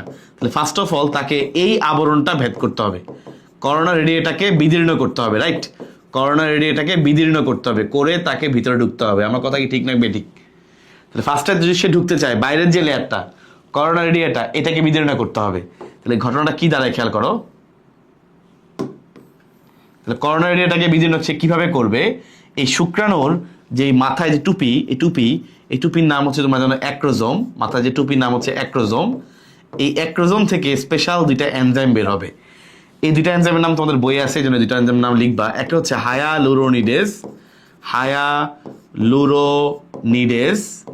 হায়ালুরোনিডেজ আর প্রোটিয়েস, এরকম দুইটা এনজাইম বের হয়। এদের কাজ হচ্ছে এই কোষগুলোকে ধ্বংস করা। এই যে বাইরের যে কোষগুলো আছে, করোনা রেডিয়েটার কোষগুলো, ফলিকুলার কোষগুলো, এগুলোকে ধ্বংস করা। ধ্বংস করলে কি হবে? করোনা রেডিয়েটা বিদীর্ণ হবে। তাহলে করোনা রেডিয়েটার কাজ শেষ। নেক্সট তুমি আমাকে বলো পরবর্তী ধাপ কি? পরবর্তী ধাপ হচ্ছে, তাহলে অ্যাক্রোজোম মানে শুক্রাণুর মাথা, টুপি, তুমি জানো এই যে টুপি, ওকে। আচ্ছা নেক্সট খেয়াল করো পরবর্তী ধাপ কি? তাহলে পরবর্তী ধাপ হচ্ছে জোনা পেলুসিডা আছে, এই জোনা পেলুসিডাকে ধ্বংস করতে হবে। তাহলে খেয়াল করে দেখো, জোনা পেলুসিডাকে ধ্বংস করার জন্য, কারণ করোনা রেডিয়েটার পরে আছে, আমি এক লাইন খালি রেখে লিখতেছি জোনা পেলুসিডা, এটাকে ধ্বংস করতে হবে, রাইট? জোনা পেলুসিডাকে ধ্বংস করতে হবে, তাইলে না মনে করো এই আবরণটাকে ভেদ করে শুক্রাণুটা এখন সুন্দর করে ভিতরে ঢুকতে পারবে মাথাটা। তাহলে শুক্রাণুর ভিতর থেকে আবারও কিছু এনজাইম বের হবে, যারা এই জোনা পেলুসিডাকে ধ্বংস করবে, ওকে। তখন ইজিলি অ্যাক্সেস পেয়ে যাবে শুক্রাণু। তাহলে খেয়াল করো, শুক্রাণুর ভিতর থেকে এরকম অনেকগুলো এনজাইম আছে, তার মধ্যে একটা হচ্ছে নিউরামিনিডেজ, তোমাদের বই এইটা নাই, সো এটা তুমি যদি নাও লেখো কোনো আহামরি ক্ষতি হবে না। আরও বিভিন্ন ধরনের প্রোটিয়েস, কোনো বই লিখছে জোনা পেলুসিডাকে ভাঙে জোনা পেলুসিডেস, কোনো সমস্যা নেই, ওকে। আচ্ছা কোনো বই লিখছে আবার অ্যাক্রোসিস, ওই অ্যাক্রোজোম থেকে বেরিয়েছে যেন অ্যাক্রোসিস। কোনো বই লিখছে জোনা পেলুসিডেস, কোনো বই লিখছে প্রোটিয়েস, কোনো সমস্যা নেই, কারণ এটা গ্লাইকোপ্রোটিন। তো যাই হোক, নিউরামিনিডেজ বা জোনা পেলুসিডেস, এরকম বিভিন্ন এনজাইমগুলো বের হয়ে জোনা পেলুসিডাকে ধ্বংস করে। বাস, খেলা তো হয়ে গেল। তখন শুক্রাণু ইজিলি এখন কার সাথে মিলিত হবে? তখন শুক্রাণুর মাথা, শুক্রাণুর মস্তক গিয়ে ডিম্বাণুর সাথে, মানে সেকেন্ডারি ওসাইটের সাথে, নট ডিম্বাণু, সেকেন্ডারি ওসাইটের সাথে মিলিত হবে, রাইট? সেকেন্ডারি ওসাইটের সাথে মিলিত হবে। আমার কথা কি বুঝতে পারছো নাকি ভুল? না, সঠিক। তাহলে শুক্রাণুর মস্তক আমরা দেখতে পাচ্ছি কার সাথে গিয়ে মিলিত হবে? সেকেন্ডারি ওসাইটের সাথে। এরপরে সেকেন্ডারি ওসাইট বিভাজিত হবে, মানে মিওসিস 2 হবে, যেটা তোমাকে আমি একটু আগে পড়ে আসছি। মিওসিস 2 হয়ে ডিম্বাণু হবে, তার মধ্যে ডিম্বাণু তৈরি হবে। এবার শুক্রাণু এবং ডিম্বাণুর নিউক্লিয়াস মিলিত হবে, মিলিত হয়ে তৈরি করবে জাইগোট। শেষ। এবার শুক্রাণু এবং ডিম্বাণুর নিউক্লিয়াস মিলিত হয়ে ডিম্বাণু গোল হবে, গোল হয়ে দুজন নিষেকের ফলে ডিম্বাণুটা গোল হবে, গোল হয়ে মিলিত হয়ে তৈরি করবে জাইগোট। আমরা জানি জাইগোট হচ্ছে, এই যে শুক্রাণু হলো অর্ধেক ক্রোমোজোম, n সংখ্যক ক্রোমোজোম, ডিম্বাণুর মধ্যে n সংখ্যক ক্রোমোজোম, দুইটা মিলিত হয়ে গেছে 2n। জাইগোট হচ্ছে প্রথম 2n। জাইগোট কি? প্রথম 2n। জাইগোট থেকে এই কাহিনী শুরু। জাইগোট হচ্ছে প্রথম 2n। তাহলে এই জাইগোটের উৎপত্তি যদি না হইতো, তাহলে এই একটা পূর্ণাঙ্গ প্রাণী, জাইগোট থেকে কিন্তু আস্তে আস্তে পূর্ণাঙ্গ প্রাণী দেহ উৎপত্তি লাভ শুরু করে। জাইগোট হচ্ছে প্রথম কোষ, ওকে, এবং ডিপ্লয়েডেরও প্রথম কোষ জাইগোট। তাহলে এই জাইগোট যদি না হইতো পূর্ণাঙ্গ প্রাণী আর হতো না, সেটা খুব ইম্পর্টেন্ট। আচ্ছা নেক্সট, এই নিষেকের গুরুত্ব আমরা পড়বো ইনশাল্লাহ, খেয়াল করো, নিষেকের গুরুত্ব আমরা পড়বো। পড়ার আগে আমরা একটু নিষেকের পরিণতিটা শেষ করে নিই, তাহলে আমাদের ইজি হবে। দেখো নেক্সট খেয়াল করো, জাইগোট ধরো এটা একটা ডিপ্লয়েড জাইগোট, হ্যাঁ, মোটামুটি গোলাকার আকৃতি লাভ করে। শুক্রাণু তো শুক্রাণুর মতো, ডিম একটা ডিমের মতো, জাইগোট হয়ে গেছে গোলাকার। তো এই জাইগোটের কোষগুলো আস্তে আস্তে মাইটোসিস প্রক্রিয়ায় সংখ্যা বৃদ্ধি করে। মাইটোসিস প্রক্রিয়ায় সংখ্যা বৃদ্ধি করে, একটা থেকে দুইটা, দুইটা থেকে চারটা, এরকম অনেকগুলা কোষের একটা পিণ্ডে পরিণত হয়। এরকম অনেকগুলা কোষের পিণ্ডে পরিণত হয়, একটা গোল পিণ্ডে পরিণত হয়েছে। এই কোষগুলো সবগুলাকে বলে ব্লাস্টোসিস্ট। তারপরে তোমাদের বইয়ে একটু ঝামেলা করছে, দরকার নাই, তুমি মনে রাখবা জাইগোটের কোষটা মাইটোসিস পদ্ধতিতে বিভাজিত হয়ে সংখ্যা বৃদ্ধি করে অনেকগুলো কোষের পিণ্ডে পরিণত হয়। এই পিণ্ডটাকে বলা হয় মরুলা। কি বলা হয়? মরুলা। ওকে, আচ্ছা নেক্সট, মরুলার কোষগুলো সবাই একটা স্তরে সজ্জিত হয়। এখন স্তর তো হাতে আঁকা কঠিন, এই জন্য আমরা গোল দিব, গোল দিয়ে আমরা ইজিলি আঁকতে পারবো। তাহলে মরুলার কোষগুলো একটা স্তরে সজ্জিত হয়। খেয়াল করে, একটা স্তরে, যে একটা স্তরে সজ্জিত হয়, সবাই এমনভাবে একটা লেয়ারে সজ্জিত হয়েছে, সবাই এমনভাবে একটা লেয়ারে সজ্জিত হয়েছে, মাঝখানে একটা ফাঁকা স্থান তৈরি হয়েছে, রাইট? মাঝখানে যে ফাঁকা স্থান, এই ফাঁকা স্থানটাকে বলে ব্লাস্টোসিল। সিল মানে ফাঁকা স্থান, সিল শব্দের বাংলা হলো ফাঁকা স্থান। মাঝখানে যে ফাঁকা স্থান, এই ফাঁকা স্থানের নাম হলো ব্লাস্টোসিল। আর চারপাশে এই যে একটা লেয়ারে কোষগুলো সজ্জিত হয়েছে, ওই একটা লেয়ার, এই লেয়ারটাকে বলা হয় ট্রফোব্লাস্ট। দরকার নাই, তুমি কোষের নামগুলো মনে রাখবা। কোষের নামগুলোকে বলে ব্লাস্টোসিস্ট। এই কোষগুলোকে বলা হয় ব্লাস্টোসিস্ট। কি বলা হয়? ব্লাস্টোসিস্ট, ব্লাস্টোমিয়ার। এই কোষগুলোকে বলে ব্লাস্টোমিয়ার। এই কোষগুলোকে বলে ব্লাস্টোমিয়ার। আর এই লেয়ারটাকে বলে ট্রফোব্লাস্ট, এই পুরো লেয়ারটাকে। তাহলে কোষগুলোকে বলা হয় ব্লাস্টোমিয়ার, মনে রাখবা, কোষগুলোকে বলা হয় ব্লাস্টোমিয়ার। আর পুরো লেয়ারটা, এই পুরো লেয়ারটাকে বলে ট্রফোব্লাস্ট। পুরো লেয়ারটাকে বলা হয় ট্রফোব্লাস্ট। আচ্ছা গেল। আর এই দশাটাকে বলে ব্লাস্টুলা। এই যে যেমন এই দশাটার নাম হলো মরুলা, কোষপিণ্ড, তাই না? একটা পিণ্ডে পরিণত হয়েছে, পিণ্ডের নাম হলো মরুলা। আর এই যে দশাটা, এই দশাটা বা এই অবস্থাটার নাম হলো ব্লাস্টুলা। ওকে, তাহলে এই দশার নাম হলো ব্লাস্টুলা। তাহলে এটা একটা গুরুত্বপূর্ণ, খুবই গুরুত্বপূর্ণ, এই জন্য প্রত্যেকটা জিনিস আমরা এখানে পড়ছি। নেক্সট খেয়াল করে দেখো ভাইয়া, পরবর্তী ধাপে এই ব্লাস্টুলা পর্যন্তই কিন্তু আসলে ফার্স্ট ইনিশিয়াল ধাপটা, বুঝছো? এই ব্লাস্টুলা তৈরি হওয়া পর্যন্ত হচ্ছে এই যে ধাপটা পড়েছি, এতটুকুই হচ্ছে ক্লিভেজ। এই এতটুকুকে আমরা একসাথে বলি ক্লিভেজ। এই এতটুকুকে আমরা একসাথে বলি জাইগোটের ক্লিভেজ হওয়ার মাধ্যমে এটা হয়েছে। এবার এর পরবর্তী ধাপে, ক্লিভেজ তো হলো, ব্লাস্টুলা তৈরি হলো, ভালো কথা। এর পরবর্তী ধাপে খেয়াল করো, এই ব্লাস্টুলার পরবর্তী ধাপে কোষগুলা 2 স্তর বা 3 স্তরে সজ্জিত হয়। ধরো এখানে একটা স্তর দিলাম, এখানে আবার কোষ তৈরি হওয়া শুরু হয়। আস্তে আস্তে কয়েকটা স্তরে সজ্জিত হওয়া শুরু হয়।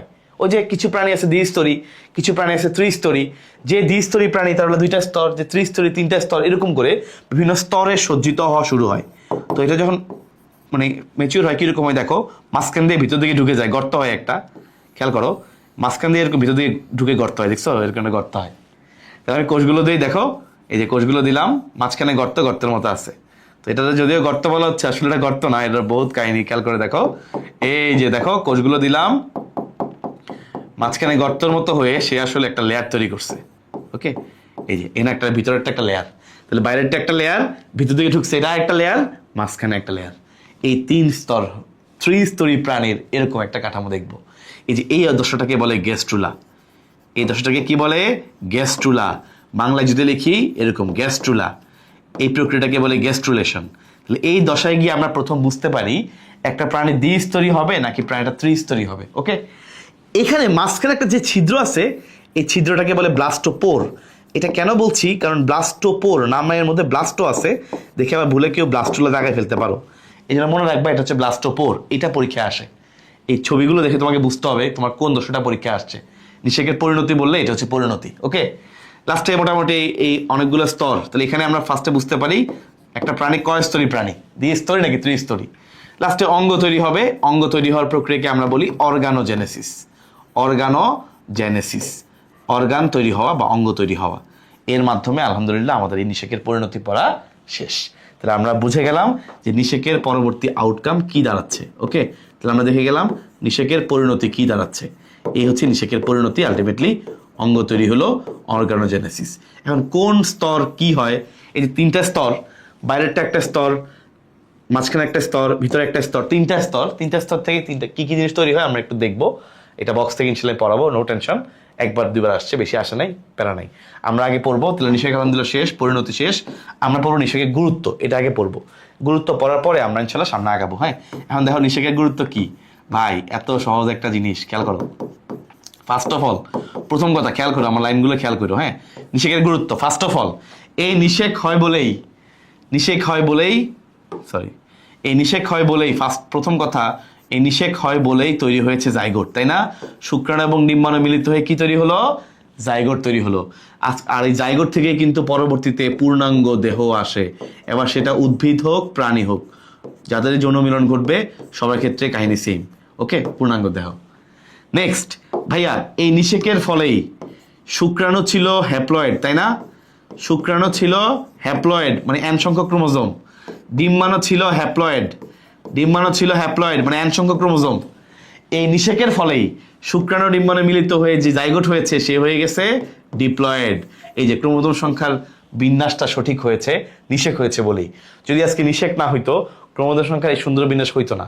শুক্রাণু যদি কোনো কারণে এই যে মিয়োসিস টিসিস হয়ে সুন্দরভাবে এগুলো রেডি না হইতো, তাহলে এই তারা একসাথে মিলিত না হয়ে ক্রোমোজোম সংখ্যা সুন্দরভাবে এই যে একদম একুরেট ক্রোমোজোম সংখ্যা ফিরে আসে, এটা পসিবল ছিল না। নেক্সট ভাইয়া, এই নিষেকের ফলেই এই যে তোমার ধরো বাবা মার বৈশিষ্ট্যগুলো মিলিত হচ্ছে, জিনগুলো মিক্স হচ্ছে, এই জিনের মিক্সের ফলে প্রকরণ তৈরি হয়, ভেরিয়েশন তৈরি হয়, বৈচিত্র্য তৈরি হয়, প্রকরণ তৈরি হয় জিনের মিশ্রণে, তাই না?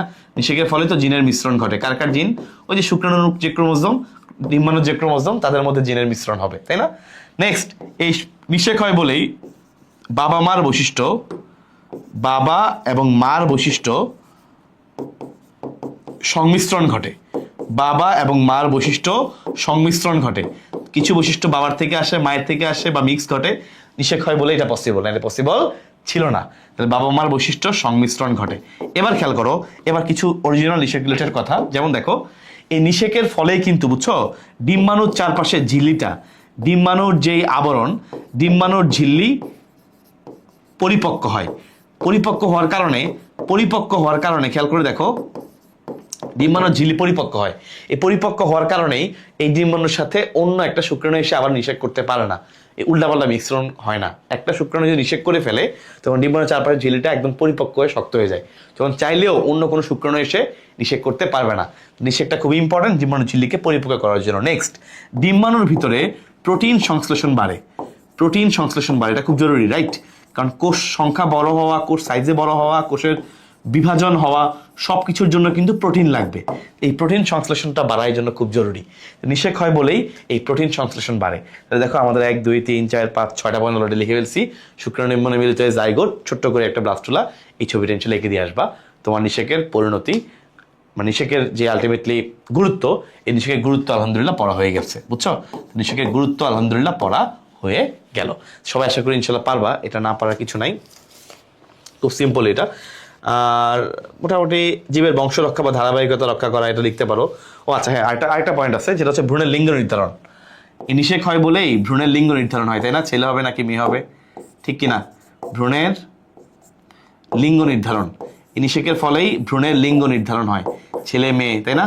শুক্রাণুর উপরে আসলে ডিপেন্ডেন্ট। শুক্রাণু যদি এক্স ক্রোমোজোম দেয় তাহলে মেয়ে হবে, শুক্রাণু ওয়াই ক্রোমোজোম দিলে ছেলে হবে। ভ্রূণের লিঙ্গ নির্ধারণ, এরপর হচ্ছে এই বংশগতির ধারাবাহিকতা রক্ষা বা বংশগতি রক্ষা, তাই না? বংশগতির ধারাবাহিকতা। তাহলে 8টা পয়েন্ট হয়েছে। 8টা পয়েন্ট হলে আসলে মার্জিত, 4 নম্বরের জন্য আসলেও তুমি লিখতে পারবে অনায়াসে, এই জন্য আমি 8টা পয়েন্ট মিলাই দিলাম, ঠিক আছে? বংশগতির ধারাবাহিকতা রক্ষা করে। তাহলে 8টা পয়েন্ট মিলাই দিছি, আশা করি ইনশাল্লাহ পারবা। এই যে 1 2 3, এরপর একটু ছবি এঁকে দিবা। শুক্রাণু ডিম্বাণু মিলিত হয়ে জাইগোট হয়েছে, এটা আহামরি কঠিন ছবি না, এত সুন্দরও হইতে হবে এমন না, মোটামুটি মার্জিত ছবি, অর্থাৎ লেখা যেন পরিষ্কার থাকে, তাইলে হবে। তাহলে আমাদের নিষেকের গুরুত্ব আলহামদুলিল্লাহ হয়ে গেছে, ঠিক আছে? আচ্ছা, তাহলে আমরা এখন খেয়াল করব, যদি এটা আমাদের পড়া হয়ে থাকে ইনশাল্লাহ, আমরা এখন চলে যাব পরে আইভিএফ এর যাওয়ার আগে আমরা যে স্তরগুলো, কোন স্তর থেকে কি পাওয়া যায় এটা আমরা দেখব। বইয়ের মধ্যে স্তরগুলো একটা বক্স দেয়া আছে, চলো আমরা বক্সটা একটু দেখি। মাঝে মাঝে ক্যামেরা চেক করতে হয়। ওই দিন একটা ক্লাস নিচ্ছি, ক্যামেরা বন্ধ হয়ে গেছে, আমি খেয়াল করি নাই, এই জন্য রেকর্ড হয় নাই। আচ্ছা, নিশ্চয়ই এই বক্সটা ইনশাল্লাহ দেখবো, এটা পরীক্ষা আসে।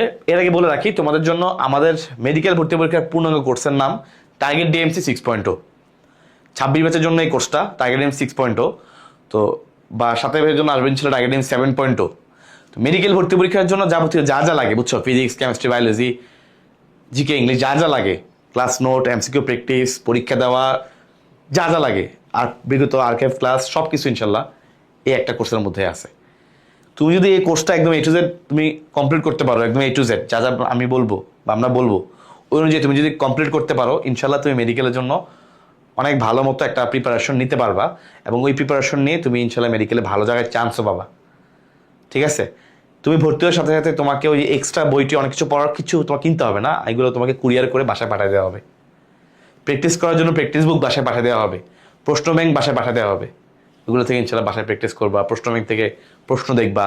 এরপরে এক্সট্রা বুস্টার নামে একটা বই আছে আমাদের রেডি করা, সকল এক্সট্রা তথ্যগুলোর মধ্যে যেগুলো ইম্পর্টেন্ট ওগুলো আছে, ওগুলো ইনশাল্লাহ পাঠিয়ে দিব।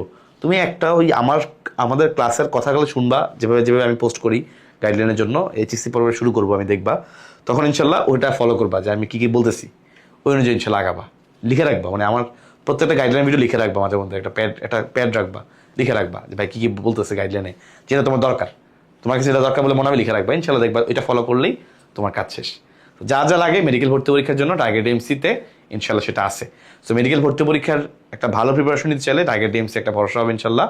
যদি কারো খুঁজে পেতে অসুবিধা হয়, লিঙ্ক বন্দিবাসালা পেজে বা ডক্টর আবরার হামিম আমার যে পেজটা আছে ওখানে তুমি মেসেজ করতে পারো, ইনশাল্লাহ তুমি পেয়ে যাবা, তোমাকে লিঙ্ক দিয়ে দেওয়া হবে। ওকে, এরপরে না পেলে আমার যে হোয়াটসঅ্যাপ 0152, আমার যে হোয়াটসঅ্যাপ আছে 0152123269, এই নাম্বারে টেক্সট মেসেজ করবা, জাস্ট সরাসরি মেসেজ পুরোটা লিখে যে কী কী লাগবে, তোমার লিঙ্ক লাগবে এটা, তাই না, ভর্তির লিঙ্ক টার্গেট ডিএমসির, তখন ইনশাল্লাহ পেয়ে যাবা।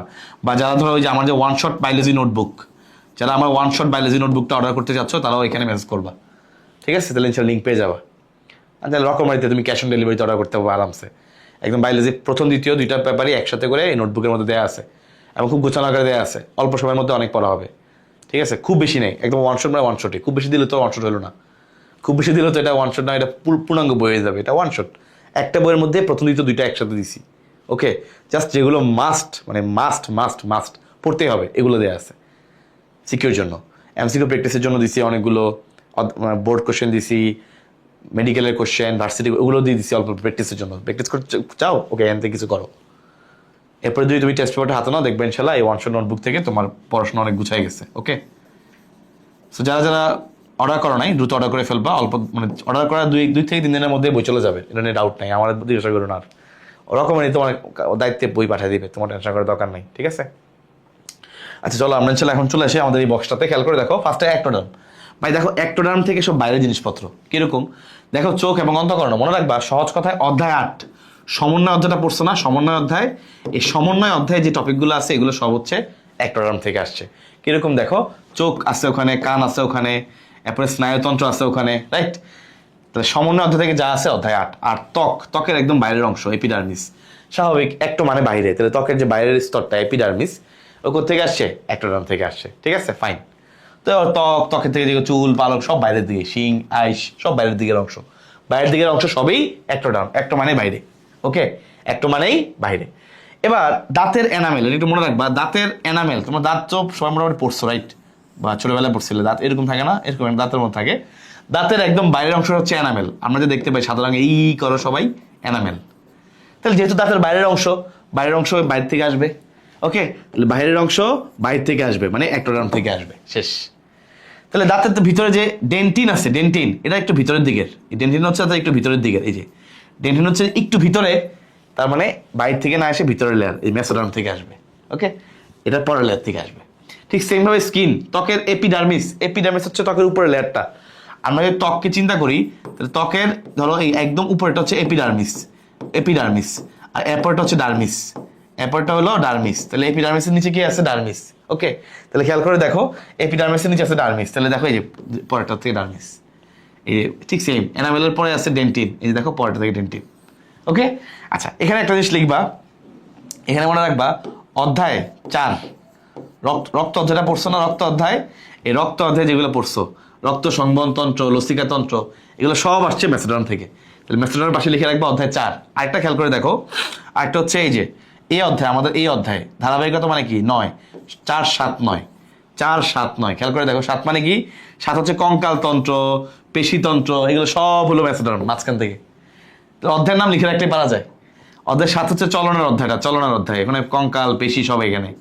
9 হলো আমাদের এই অধ্যায় রেচন জননতন্ত্রের অধিকাংশ, 9 এর সাথে 6 আছে, 4, 6, 7, 9, 4, 6, 7, 9, মোটামুটি 6 আমাদের রেচন অধ্যায় যেটা আছে এখানে ম্যাক্সিমাম এখান থেকে আসছে।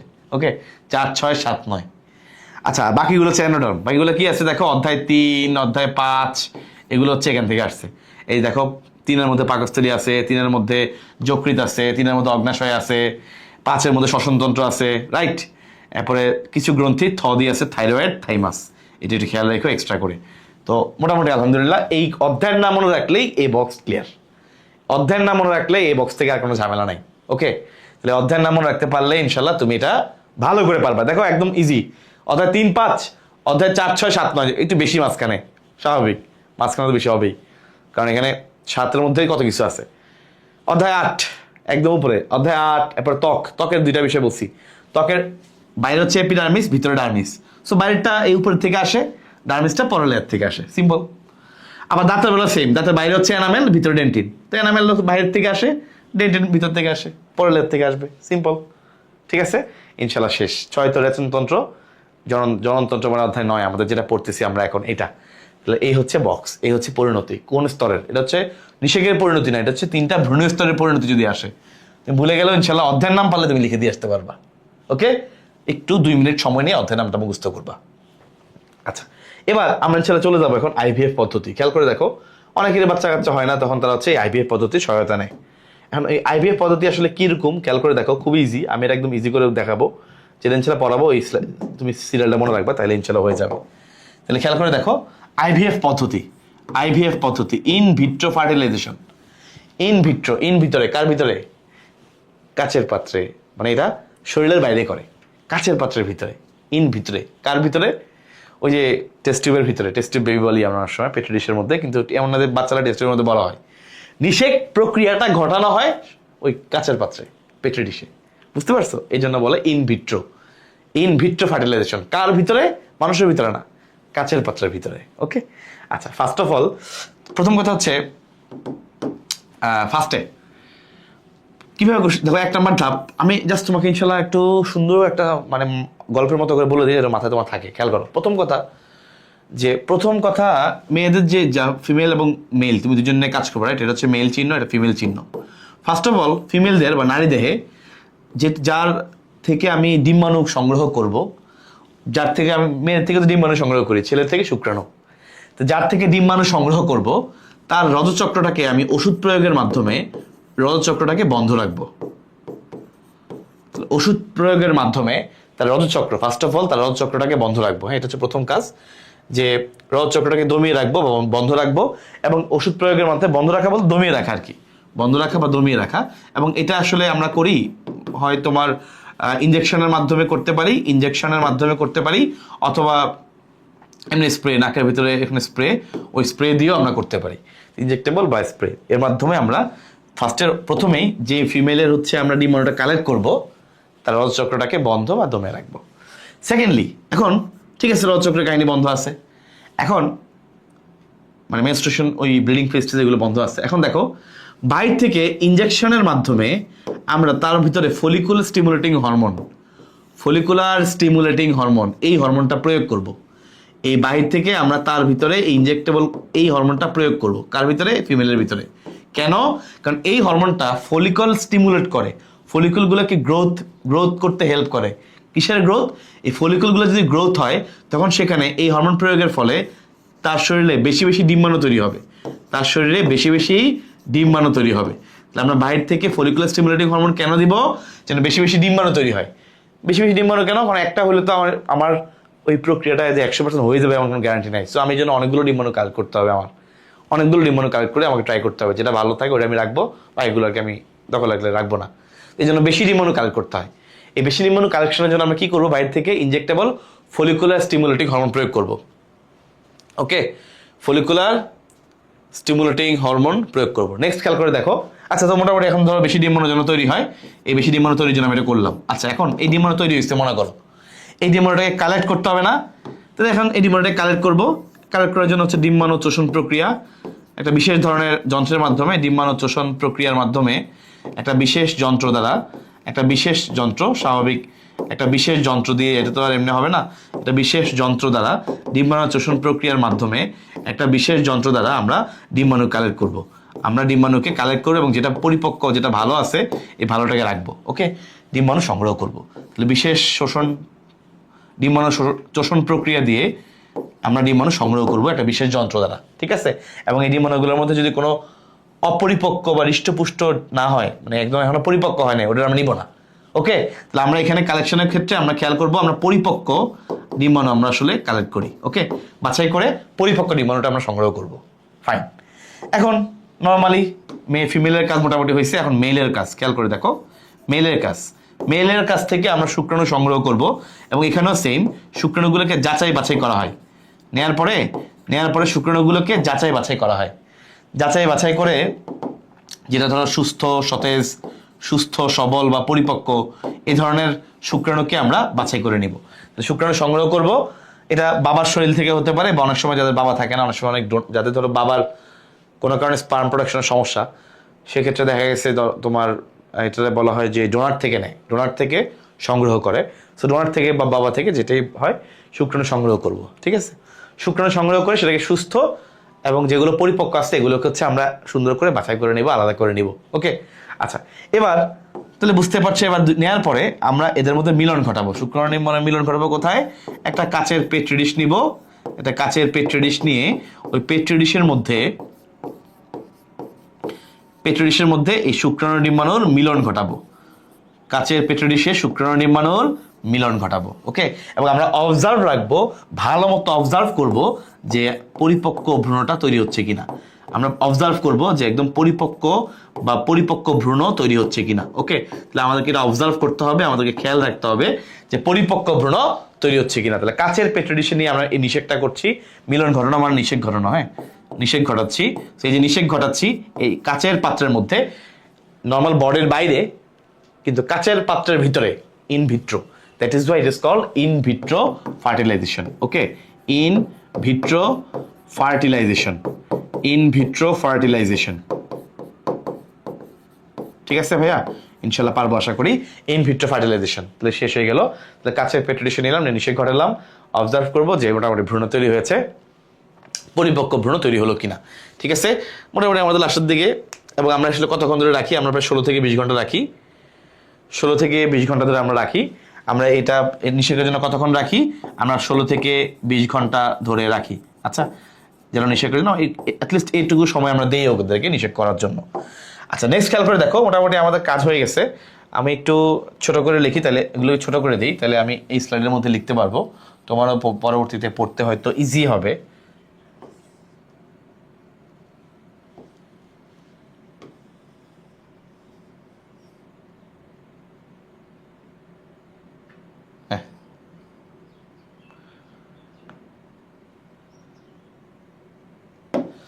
আচ্ছা খেয়াল করো, নেক্সট ভাইয়া দেখো, আর কিছু নাই তেমন, লাস্ট পয়েন্ট। তো ডিম্বাণু সংগ্রহের সাধারণত 2 থেকে 3 দিনের মধ্যেই স্বাভাবিক ভ্রূণতা তৈরি হয়ে যাবে আগেই। সো ডিম্বাণু সংগ্রহের ভ্রূণতা তৈরি হয়ে গেলই মোটামুটি 2 থেকে 3 দিনের মধ্যেই 2 থেকে 3 দিনের মধ্যেই ভ্রূণতা তৈরি হয়ে যাবেই। এই পরিপক্ক বা নিষিক্ত ডিম্বাণুকে জরায়ুতে স্থাপন করা হয়, মায়ের জরায়ুতে স্থাপন করা হয়। নিষিক্ত ডিম্বাণুকে, নিষেক হওয়ার পরে নিষিক্ত ডিম্বাণুকে মায়ের জরায়ুতে স্থাপন করা হয়। মায়ের জরায়ুতে, কারণ আমরা জানি আমরা জরায়ুর মধ্যেই বড় হয়েছে সবাই, মায়ের জরায়ুতে স্থাপন করা হয়। মনে রাখবে, বাচ্চা কিন্তু কাচের পাত্রের মধ্যে বড় হবে না, বাচ্চা কিন্তু বড় হবে মায়ের জরায়ুতেই, ইউটেরাসের মধ্যেই। আমরা সবাই কিন্তু মায়ের জরায়ুতেই বড় হয়েছি। তাহলে এই হচ্ছে আইভিএফ এর ধাপগুলো। ওকে, তাহলে সবাই যদি ইনশাল্লাহ আমি যেভাবে বলছি এইভাবে ইনশাল্লাহ খেয়াল করো, ভুল হবে না, একদম ইজি। জাস্ট ধাপে ধাপে ইনশাল্লাহ খেয়াল করবা। ওকে, খুবই ইজি। ফার্স্টে আমরা ফিমেল থেকে রজচক্রটা বন্ধ করার জন্য ওষুধ প্রয়োগ করলাম। ওষুধ প্রয়োগ করলাম, ওষুধের মাধ্যমে কাজটা করলাম। ইনজেক্টেবল হতে পারে ইনজেকশনের মাধ্যমে অথবা স্প্রে, নাকের স্প্রে দেওয়ার মাধ্যমে। Okay fine. নেক্সট আমরা ইনজেক্টেবল মানে ইনজেকশন ফলিকুলার স্টিমুলেটিং হরমোন দিব। দিলে কি হবে? বেশি বেশি ডিম্বাণু তৈরি হবে। নেক্সট ডিম্বাণু চোষণ প্রক্রিয়া দ্বারা সেই ডিম্বাণু কালেক্ট করবো এবং ভালোগুলো কালেক্ট করবো, ভালো বলতে পরিপক্কগুলোকে। এবার মেলের ক্ষেত্রে দেখবো শুক্রাণু সংগ্রহ করব, সুস্থ সবল যেগুলো আছে এগুলো কালেক্ট করবো। করার পর কাচের পেট্রো ডিশে আমরা 16 থেকে 20 ঘন্টা ধরে রেখে দিব নিষেক হওয়ার জন্য। অবজার্ভ করব, খেয়াল রাখবো ভ্রূণ পরিপক্ক হচ্ছে কিনা। ওকে। নেক্সট ডিম্বাণু সংগ্রহের 2 থেকে 3 দিনের মধ্যেই মোটামুটি আমরা যে নিষিক্ত ডিম্বাণুটা আমরা অবজার্ভ করেছি যেটাকে আমরা কালেক্ট করবো। কালেক্ট করার পরে যেটা আমরা একদম মোটামুটি sure it is quite well, it is good, it is overall actually okay, তো ওইটাকে আমরা ইনশাল্লাহ নিয়ে মায়ের জরায়ুতে স্থাপন করব। তারপর সেই জরায়ুতে আস্তে আস্তে বাচ্চাটা বড় হবে, বাকিটা নর্মাল প্রসিডিউরের মধ্যে। ওকে। তো এটার মাধ্যমে কিন্তু বুঝতে পারছো বর্তমানে বন্ধ্যাত্ব রোগের চিকিৎসা করা হয়। This is very much important. এটার মাধ্যমে বর্তমানে বন্ধ্যাত্ব রোগের চিকিৎসা করা হয়, বন্ধ্যাত্ব রোগের চিকিৎসা করা হয়। ইট ইজ ভেরি মাচ ইম্পর্টেন্ট। ঠিক আছে। তাহলে এই জন্য যেহেতু বর্তমান পৃথিবীতে এটা যেহেতু বেড়ে গেছে, তো এই জন্য এই প্রক্রিয়াটা পরীক্ষায় আসার সম্ভাবনা অনেক বেশি বেড়ে গেছে এবং ইনশাল্লাহ আসতে পারে। ঠিক আছে। তাহলে ধাপগুলো আমি একসাথে পড়াই দিলাম। আমার বিশ্বাস যে তোমরা ইনশাল্লাহ আর ধাপগুলো ভুল করবে না। এটা পরীক্ষার জন্য খুবই খুবই খুবই ইম্পর্টেন্ট। এই আইভিএফ এর ধাপগুলো মানব জীবনের ধারাবাহিকতা অধ্যায় থেকে এই প্রশ্নটা আসার সম্ভাবনা অলওয়েজই আছে। ওকে। তাহলে আমাদের এই পার্টটা আলহামদুলিল্লাহ শেষ। আমরা এখন লাস্ট একটা জিনিস দেখবো, সেটা হচ্ছে লাস্ট একটা পার্ট তোমাদেরকে সাথে দেখাচ্ছি, খেয়াল করে দেখো। আমরা এখন পড়ব হচ্ছে হরমোনের পার্টটা। ছোট্ট একটা পার্ট আছে, এই পার্টটা থেকে মাঝে মাঝে প্রশ্ন আসে। দেখো একটা হচ্ছে তোমার ফার্স্ট অফ অল পুরুষ এবং মহিলা উভয় ক্ষেত্রে হরমোনের ভূমিকা, উভয় ক্ষেত্রে হরমোনের ভূমিকা, উভয় ক্ষেত্রে হরমোনের ভূমিকা। আমরা একদম ছোট্ট করে একদম সুন্দর একটা ইয়েতে তোমাকে পয়েন্টটাকে লিখে দিব, ভাইয়া দেখো তুমি পারবা ইনশাল্লাহ। নেক্সট রজচক্রটা আমরা একটু হালকা করে ধারণে রাখবো, কারণ মাঝে মধ্যে কোনো কোনো বোর্ডে দিয়ে দেয়, তখন রজচক্রে আমরা একটু হরমোনটা রিলেট করে একদম গুছানো করে অল্প করে পড়বো বই ছবি থেকে, তাহলে ইনশাল্লাহ ইজি হবে। লাস্ট কোয়েশ্চেন থাকবে তখন এরপরে গর্ভাবস্থায়, গর্ভাবস্থায় মায়ের করণীয়, এগুলো আমার বলার কিছু নেই, তুমি নিজে বুঝতেছো। তোমার মায়ের, তোমার বাসায় যদি কেউ গর্ভাবস্থায় থাকেন তাহলে কি করা উচিত? বেশি ভারী কাজ করা যাবে না, পুষ্টিযুক্ত খাবার খাইতে হবে, মায়েদের ধূমপান করা যাবে না, নিয়মিত ডাক্তারের কাছে যেতে হবে, এসব কথাবার্তা ইনশাল্লাহ এগুলো তুমি অনায়াসে লিখতে পারবা। তুমি দেখবা এটা এগুলো পড়বেন ভালো লেখে, এগুলো একদম মারে খাওয়াইয়া পড়াবেন, বাস্তবে না খাওয়াইলেও এমনি মানে ওই খাতার মধ্যে খাওয়াই দাওয়াই একদম হৃষ্টপুষ্ট রাখে সুন্দর মতো। আবার ডাক্তারের কাছে কয়েকবার চেক আপগুলোও করায়, এরপরে তোমার ওই যে টিটানাসের টিকাও দেয় মাকে, হ্যাঁ, কিন্তু এমনি নিজে কিছু জানে না, খবরও রাখে না। টিটানাসের টিকাও দেয়, এরপরে তোমার হৃষ্টপুষ্ট রাখে, বা সব কিছু বাচ্চা যেন ভালো থাকে, ফলমূল খাওয়ায়, বুঝছো? মায়ের যেন সকল প্রকারের ভারী কাজ যেন মায়ের না করা লাগে, কোনো যেন লম্বা তোমার ধরো 70-100 কিলোমিটারের বেশি জার্নি যেন না করা লাগে, কারণ লম্বা জার্নি করতে শরীরের উপর অনেক অনেক এক্সস্ট হয়ে যাবে, মা অনেক প্রেশার যাবে বডির উপরে। যা যা বাস্তবে তুমি ইনশাল্লাহ জানো ওগুলো তুমি লিখবা। এটা হচ্ছে গর্ভাবস্থায় মায়ের করণীয়। অলরেডি আমি মুখে মুখে কিন্তু প্রায় 7-8টা পয়েন্ট বলে ফেলছি। ঠিক আছে। তো ইনশাল্লাহ এটা তুমি পারবা। আমরা আসলে মেনলি এই দুটা পড়বো, দুটা পড়লে আমাদের ইনশাল্লাহ তাহলে আমাদের পুরো অধ্যায় আলহামদুলিল্লাহ শেষ হয়ে যাবে। তাহলে খেয়াল করে দেখো, ফার্স্টে আমরা পড়বো পুরুষ প্রজননতন্ত্রে হরমোনের আসলে ভূমিকা। পুরুষ প্রজননতন্ত্রে হরমোনের ভূমিকা খেয়াল করো, এটা একদমই সিম্পল। শোনো, তুমি যদি এত কঠিনভাবে পড়ো তাহলে তুমি এটা আসলে পরীক্ষা হলে দেখবা গিয়ে আর মনে রাখতে পারছো না। তুমি সিম্পলভাবে হরমোনের নাম আর প্রত্যেকটা হরমোনের 2-1 করে কাজ করবে, তাইলেই হবে। সেটা পড়ার জন্য টেকনিকটা আমি দেখাচ্ছি। দেখো, পুরুষ প্রজননতন্ত্রে হরমোনের ভূমিকা, হরমোনের ভূমিকা তার মানে এখানে আমি যেটা বললাম যে এখানে প্রশ্নটা তুমি জাস্ট কয়েকটা প্রধান প্রধান হরমোনগুলোর নামগুলো খেয়াল করবে। ফার্স্টে আমরা আসি, দেখো ফার্স্ট অফ অল ধরো টেস্টোস্টেরন। আমরা সবাই জানি ছেলেদের প্রধান হরমোন বলে আমরা একটাকেই চিনি, টেস্টোস্টেরন, তাই না? ছেলেদের প্রধান হরমোন কোনটা? টেস্টোস্টেরন। তাহলে দেখো, ছেলেদের যত যাবতীয় যৌন বৈশিষ্ট্যগুলো আছে, সেকেন্ডারি যতগুলো সেক্সুয়াল ক্যারেক্টারিস্টিক্স আছে, সবগুলা বৈশিষ্ট্যকে নিয়ন্ত্রণ করে কে? টেস্টোস্টেরন। নেক্সট, এই টেস্টোস্টেরন আছে বলেই ছেলেদের পেশি বা ছেলেদের দেহ অনেক বেশি সুগঠিত থাকে, তাই না? কম্পারেটিভলি ফিমেলদের তুলনায় ছেলেদের বডি কি অনেক বেশি রিজিড, ছেলেদের বডির স্ট্রেংথ, স্টেমিনা সবকিছু বেশি থাকে। কারণ কি? এই টেস্টোস্টেরনের কারণে। তো ছেলেদের যত রকমের যৌন বৈশিষ্ট্যগুলো আছে এগুলো সবগুলো প্রকাশ করতে হেল্প করে কে? টেস্টোস্টেরন। যা যা আছে সবকিছুই কন্ট্রোল করে টেস্টোস্টেরন। ওকে। এবং আমরা জানি এটাই হচ্ছে ছেলেদের বেলায় প্রধান যৌন হরমোন, টেস্টোস্টেরন। শেষ। তাহলে বুঝতে পারছো, এই টেস্টোস্টেরন আছে বলেই, এই টেস্টোস্টেরন অবশ্যই শুক্রাণুর জননে হেল্প করে। এই টেস্টোস্টেরন আছে বলেই শুক্রাণু তৈরি হয় ছেলেদের।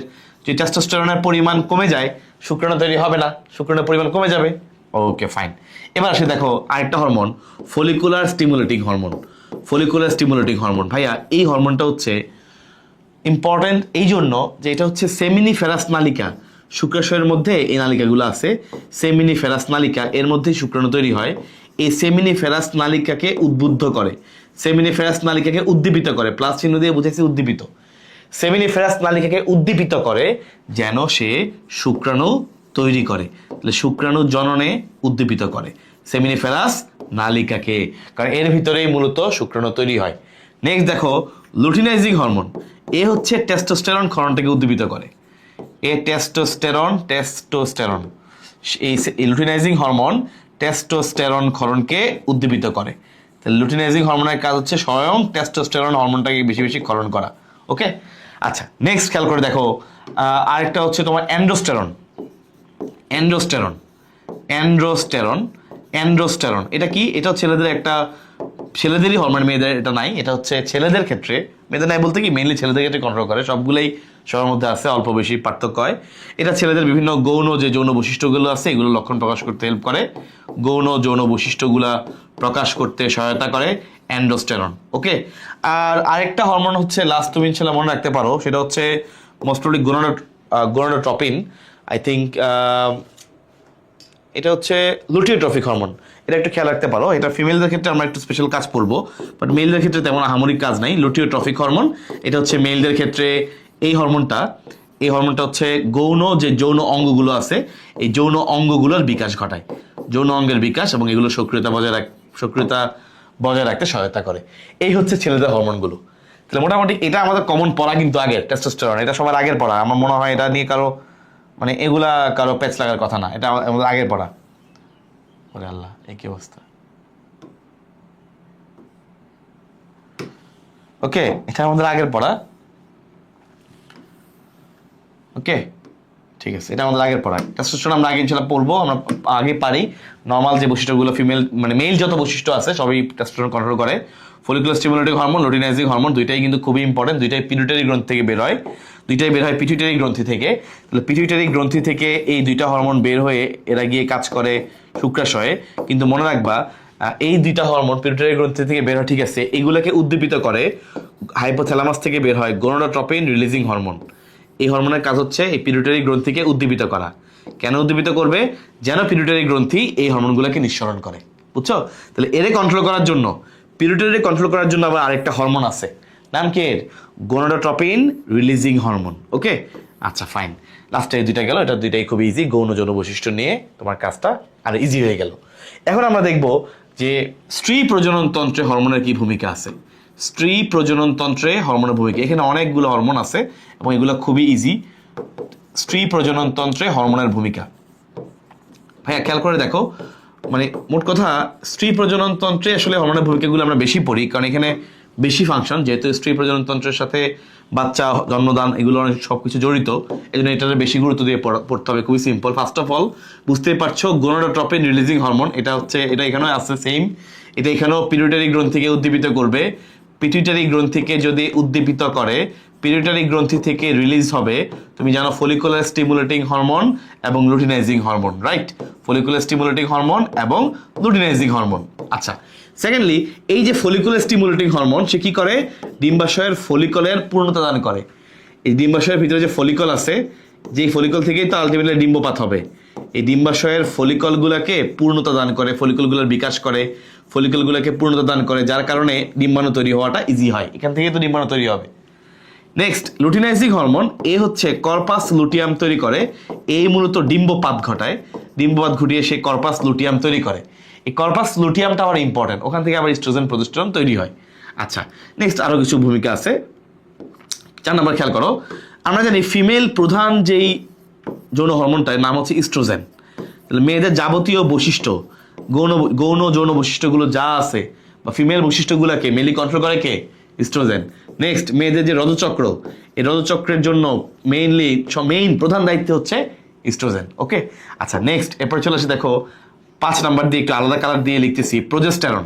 ভাই প্রোজেস্টেরনকে সহজ ভাষায় তুমি মনে রাখবা, সহজ ভাষায় মনে রাখবা, পথে প্রোজেস্টেরন, পথে প্রেগনেন্সি হরমোন। তার মানে গর্ভাবস্থায় তার মানে মনে রাখবা গর্ভাবস্থায় জরায়ুর প্রাচীরটা বড় হইতে হবে না ব্লাস্টোসিস্টটাকে ধারণ করার জন্য, যেটা এসে ব্লাস্টোসিস্ট অবস্থায় জরায়ুর ভিতরে এসে বসবে। এই ব্লাস্টোসিস্টকে ধারণ করার জন্য জরায়ুর প্রাচীরটা বড় হইতে হবে, বিকাশ হইতে হবে, এই সব কিছু কাজ করে প্রোজেস্টেরন। ওকে, নেক্সট খেয়াল করো, লুটিওট্রফিক হরমোন, এটা স্তন গ্রন্থির বৃদ্ধি, দুগ্ধক্ষরণ এর সাথে জড়িত। লুটিওট্রফিক হরমোন এটা স্তন গ্রন্থির বৃদ্ধি, স্তন যে গ্রন্থিগুলো আছে, ভিতরে যে গ্রন্থিগুলো আছে, স্তন গ্রন্থির বৃদ্ধি এবং দুগ্ধক্ষরণে সহায়তা করে। ওকে, স্তন গ্রন্থির বৃদ্ধি এবং দুগ্ধক্ষরণে সহায়তা করে। অ্যান্ড আরেকটা লাস্ট একটা দিই, সাপোজ হচ্ছে ধরো রিল্যাক্সিন, এটা হচ্ছে তোমার রিল্যাক্স করবে কখন? যখন বাচ্চা ডেলিভারির সময় হবে, তখন এই রিল্যাক্সিনটা শ্রোণীদেশীয় যে লিগামেন্টগুলো আছে এগুলো রিল্যাক্স করবে, যেন বাচ্চাটা ইজিলি ডেলিভার হয়ে বের হয়ে আসতে পারে। ওকে, তো শ্রোণীদেশীয় যে লিগামেন্ট আছে, এই শ্রোণীদেশীয় যে লিগামেন্টগুলোকে রিল্যাক্স করবে। লিগামেন্টগুলোকে রিল্যাক্স করা মানে লিগামেন্টগুলোকে প্রসারিত করবে। ওকে, লিগামেন্টগুলোকে রিল্যাক্স করা মানে লিগামেন্টগুলোকে কি করবে? লিগামেন্টগুলোকে প্রসারিত করবে। এই হচ্ছে ভাই মোটামুটি স্ত্রী প্রজননতন্ত্রে হরমোনের ভূমিকা। আলহামদুলিল্লাহ অনেকগুলো পড়ে ফেলছি। তাহলে আমরা কিন্তু একদমই আসলে লাস্টে, বুঝছো আমরা কেমন লাস্টে আছি? আমরা আসলে একদমই লাস্টে। আমাদের লাস্ট টপিক ইনশাল্লাহ আমরা পড়বো রজচক্র। এটা পড়লে ইনশাল্লাহ আমাদের কাজ শেষ, কারণ অলরেডি যা যা পড়ানোর হয়ে গেছে। ওকে, তাহলে আমরা একটু খেয়াল করবো রজচক্রটার ভিতরে আমরা এখন যেটা মনে রাখবো যে এখানে অনেকগুলো হরমোনের কাহিনী আছে, অনেকগুলো আবার দিনের কাহিনী আছে। তো এখানে দুইটা ভাবে আমরা রজচক্রটাকে ভাগ করি। আমরা এখানে যে ডিম্বাশয় আছে, সেই ডিম্বাশয় থেকে যে ফলিকলটা বের হয়, ডিম্বাশয়ের যে ফলিকল, তাই না? এই ডিম্বাশয়ের যে ফলিকল, সেই তো আসলে পূর্ণতা লাভ করে। সেখান থেকে আস্তে আস্তে ডিম্বপাত ঘটবে, তাই না? ডিম্বপাত ঘটলে ডিম্বাণুটা বের হয়ে যাবে নিষেকের জন্য। এখন নিষেক হোক আর না হোক সেটা পরের কাহিনী। ডিম্বপাত ঘটার পরে ফলিকলের যে বাকি অংশটা তৈরি করবে কর্পাস লুটিয়াম। আমি দেখাচ্ছি, সব দেখাবো ইনশাল্লাহ, জাস্ট একটা আইডিয়া দিয়ে নিচ্ছি। কর্পাস লুটিয়াম না তৈরি করে, হ্যাঁ, হলুদ কালারের কুচকে আছে এরকম, এক পর্যায়ে নষ্ট হয়ে যায়। তার মানে দেখো ডিম্বাশয়ের মধ্যে একটা চেঞ্জ ঘটছে। আবার জরায়ুর যে ভিতরে যে জরায়ুর যে ভিতরের প্রাচীর বা ভিতরের প্রাচীরের নাম হলো এন্ডোমেট্রিয়াম। মানে ভিতরে জরায়ুর যে এন্ডোমেট্রিয়াম বা জরায়ুর যে ভিতরের প্রাচীর, এর মধ্যেও চেঞ্জ হবে, রাইট? জরায়ুর ভিতরের প্রাচীরে বা জরায়ুর এন্ডোমেট্রিয়ামের মধ্যেও চেঞ্জ হবে। মানে ভিতরের লেয়ারে কিরকম চেঞ্জ হবে? ধরো তোমার একটা নির্দিষ্ট পর্যায়ে গিয়ে আস্তে আস্তে সাইজে বড় হবে। কেন বড় হবে? এই চিন্তা করতেছে এই সাইজে বড় হচ্ছে, ভিতরে রক্তনালী তৈরি হয়, কারণ সে ভাবে যে মনে হয় নিষেকটা হবে, হইলে আমি তো তাকে জায়গা দিতে হবে। নিষেকটা যদি হয়ে যায় তাকে তো আমার ধারণ করতে হবে, এই জন্য সে রেডি হয়।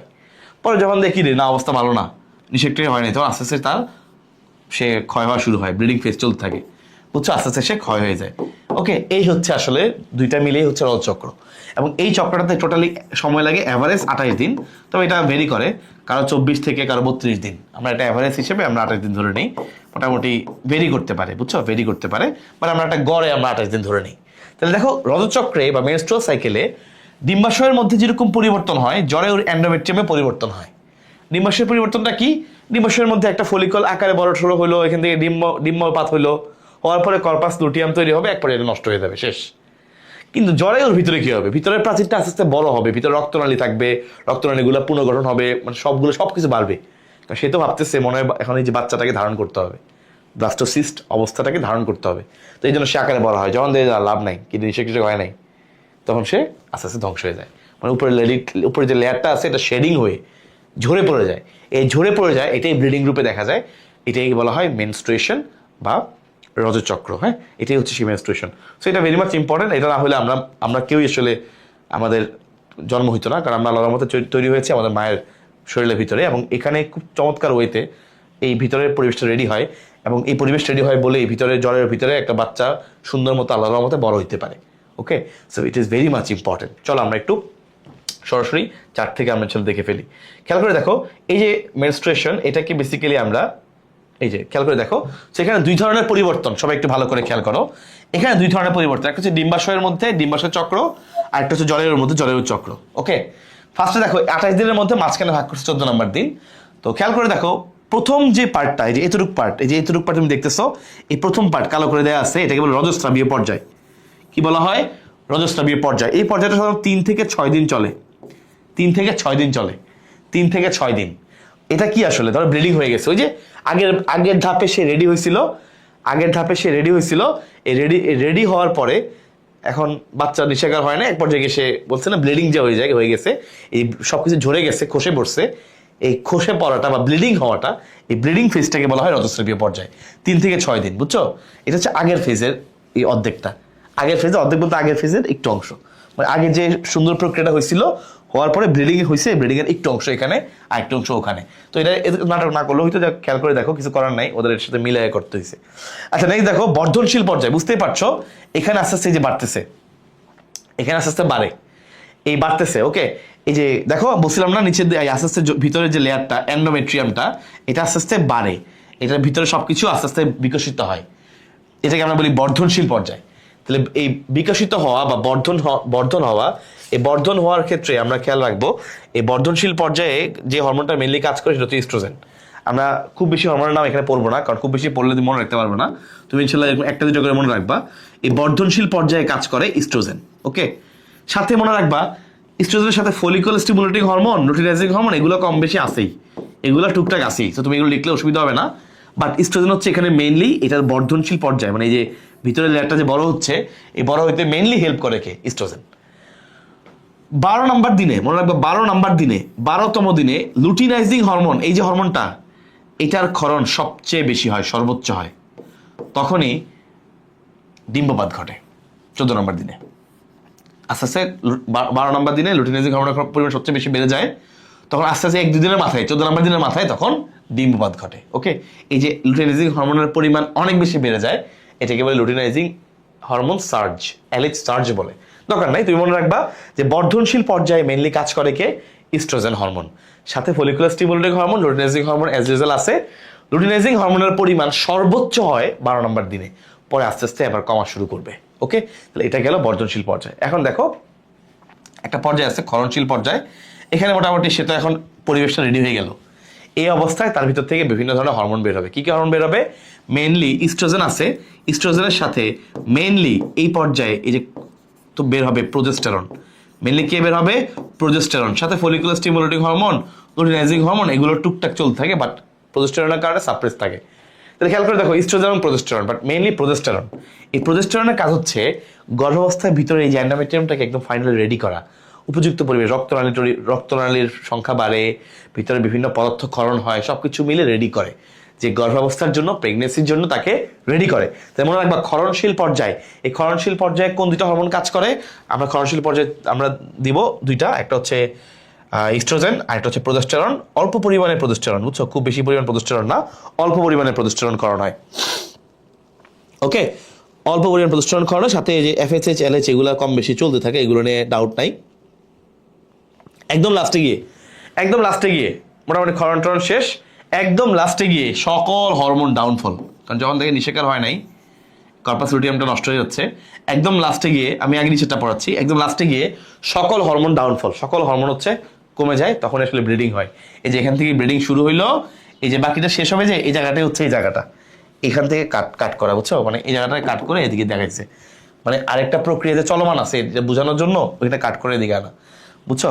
আসলে এর সাথে একটা মিল আছে, কারণ একই টাইমিং ম্যাচ করার জন্য আসলে কাট করে দেখাইছে। কারণ এই যে যখন ব্লিডিংটা হয় তখন তোমার আরেকটা ফলিকল বিকাশ হওয়া শুরু করে, বুঝছো? কন্টিনিউয়াস একসাথে ঘটে। ব্লিডিং হচ্ছে কোথায়? জরায় উঠতে ভিতরে, এই যে ব্লিডিং হচ্ছে, তখন আরেকটা ফলিকল বিকশিত হওয়া শুরু হয়, এবং এই ফলিকলটা বিকশিত হতে হতে পরিণত হয় 14 নম্বর দিনে গিয়ে, এখান থেকে পরিণত হওয়ার পরে ডিম্বপাত হয়, ডিম্বাণুটা বের হয়েছে। আসলে তো ডিম্বাণু না, সেকেন্ডারি ওসাইট, তোমরা সবাই জানো। তো বাকি যে অংশটা আছে, এই অংশটার নাম একসাথে হলুদ কালার নাম হয় কর্পাস লুটিয়াম। লুটিন মানে হলুদ। এখান থেকে ইস্ট্রোজেন প্রোজেস্টেরন তৈরি হয়, মেইনলি প্রোজেস্টেরন বেশি। ওকে, খেয়াল রাখবা।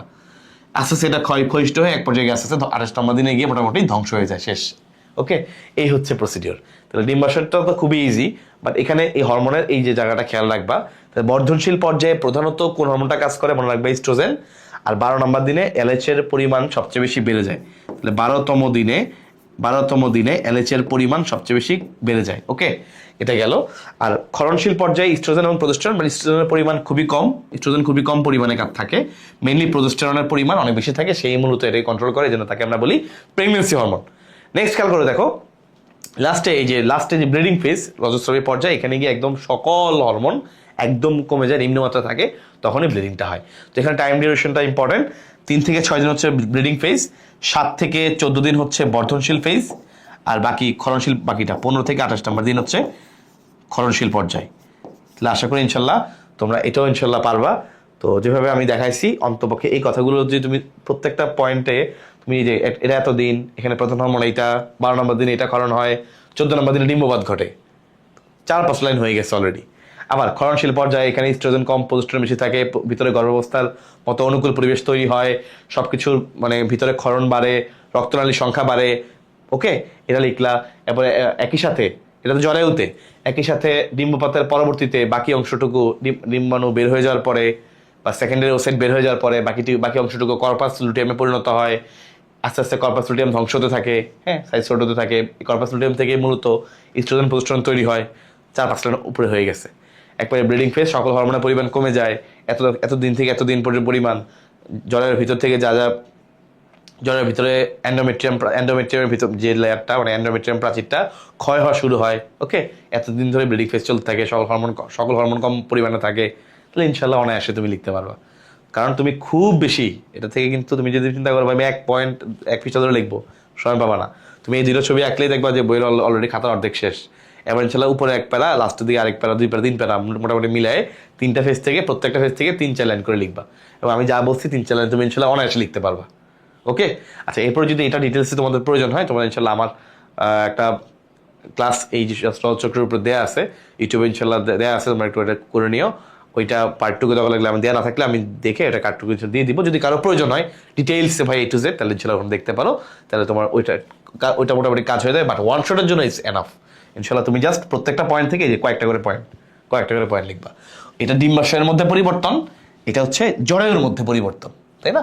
তোমরা সবাই জানো, তোমার এটা যদি জরায়ু হয়, জরায়ুর 2 পাশে ফেলোপিয়ান নালী, এখানে থাকে একটা ডিম্বাশয়, এখানে একটা ডিম্বাশয়। জরায়ু এক জিনিস, ডিম্বাশয় আরেকটা জিনিস। ওকে, আচ্ছা, তো একটা ডিম্বাশয়ের মধ্যে ফলিকলে পরিবর্তন, একটা জরায়ুর মধ্যে পরিবর্তন, একদম সিম্পল। আস্তে আস্তে রেডি হয়, একবারে ধ্বংস হয়ে যায়। এটা আস্তে আস্তে আস্তে ডিম্বপাত ঘটার পর নষ্ট হয়ে গেছে। ওকে, এই হচ্ছে মোটামুটি রজচক্র, একদম ওয়ান শটের জন্য এনাফ ইনশাল্লাহ। আশা করছি ভাইয়া তোমরা আলহামদুলিল্লাহ সবাই বেশ ভালো মতো বুঝতে পেরেছো। যে ভালো মতো বুঝে থাকো, তাহলে ইনশাল্লাহ পরবর্তী ওয়ান শট ক্লাসে তোমার সাথে ভাইয়ার আবার দেখা হবে। এই ক্লাসটি কেমন লেগেছে অবশ্যই সবাই কমেন্ট সেকশনে জানিয়ে দিবে। এবং আমি আশা করছি ইনশাল্লাহ প্রত্যেকটি ক্লাস তোমার জন্য সর্বোচ্চ বেনিফিট নিয়ে আসবে ইনশাল্লাহ। সবার জন্য অনেক দোয়া, অনেক শুভকামনা। আল্লাহ হাফেজ, আসসালামু আলাইকুম।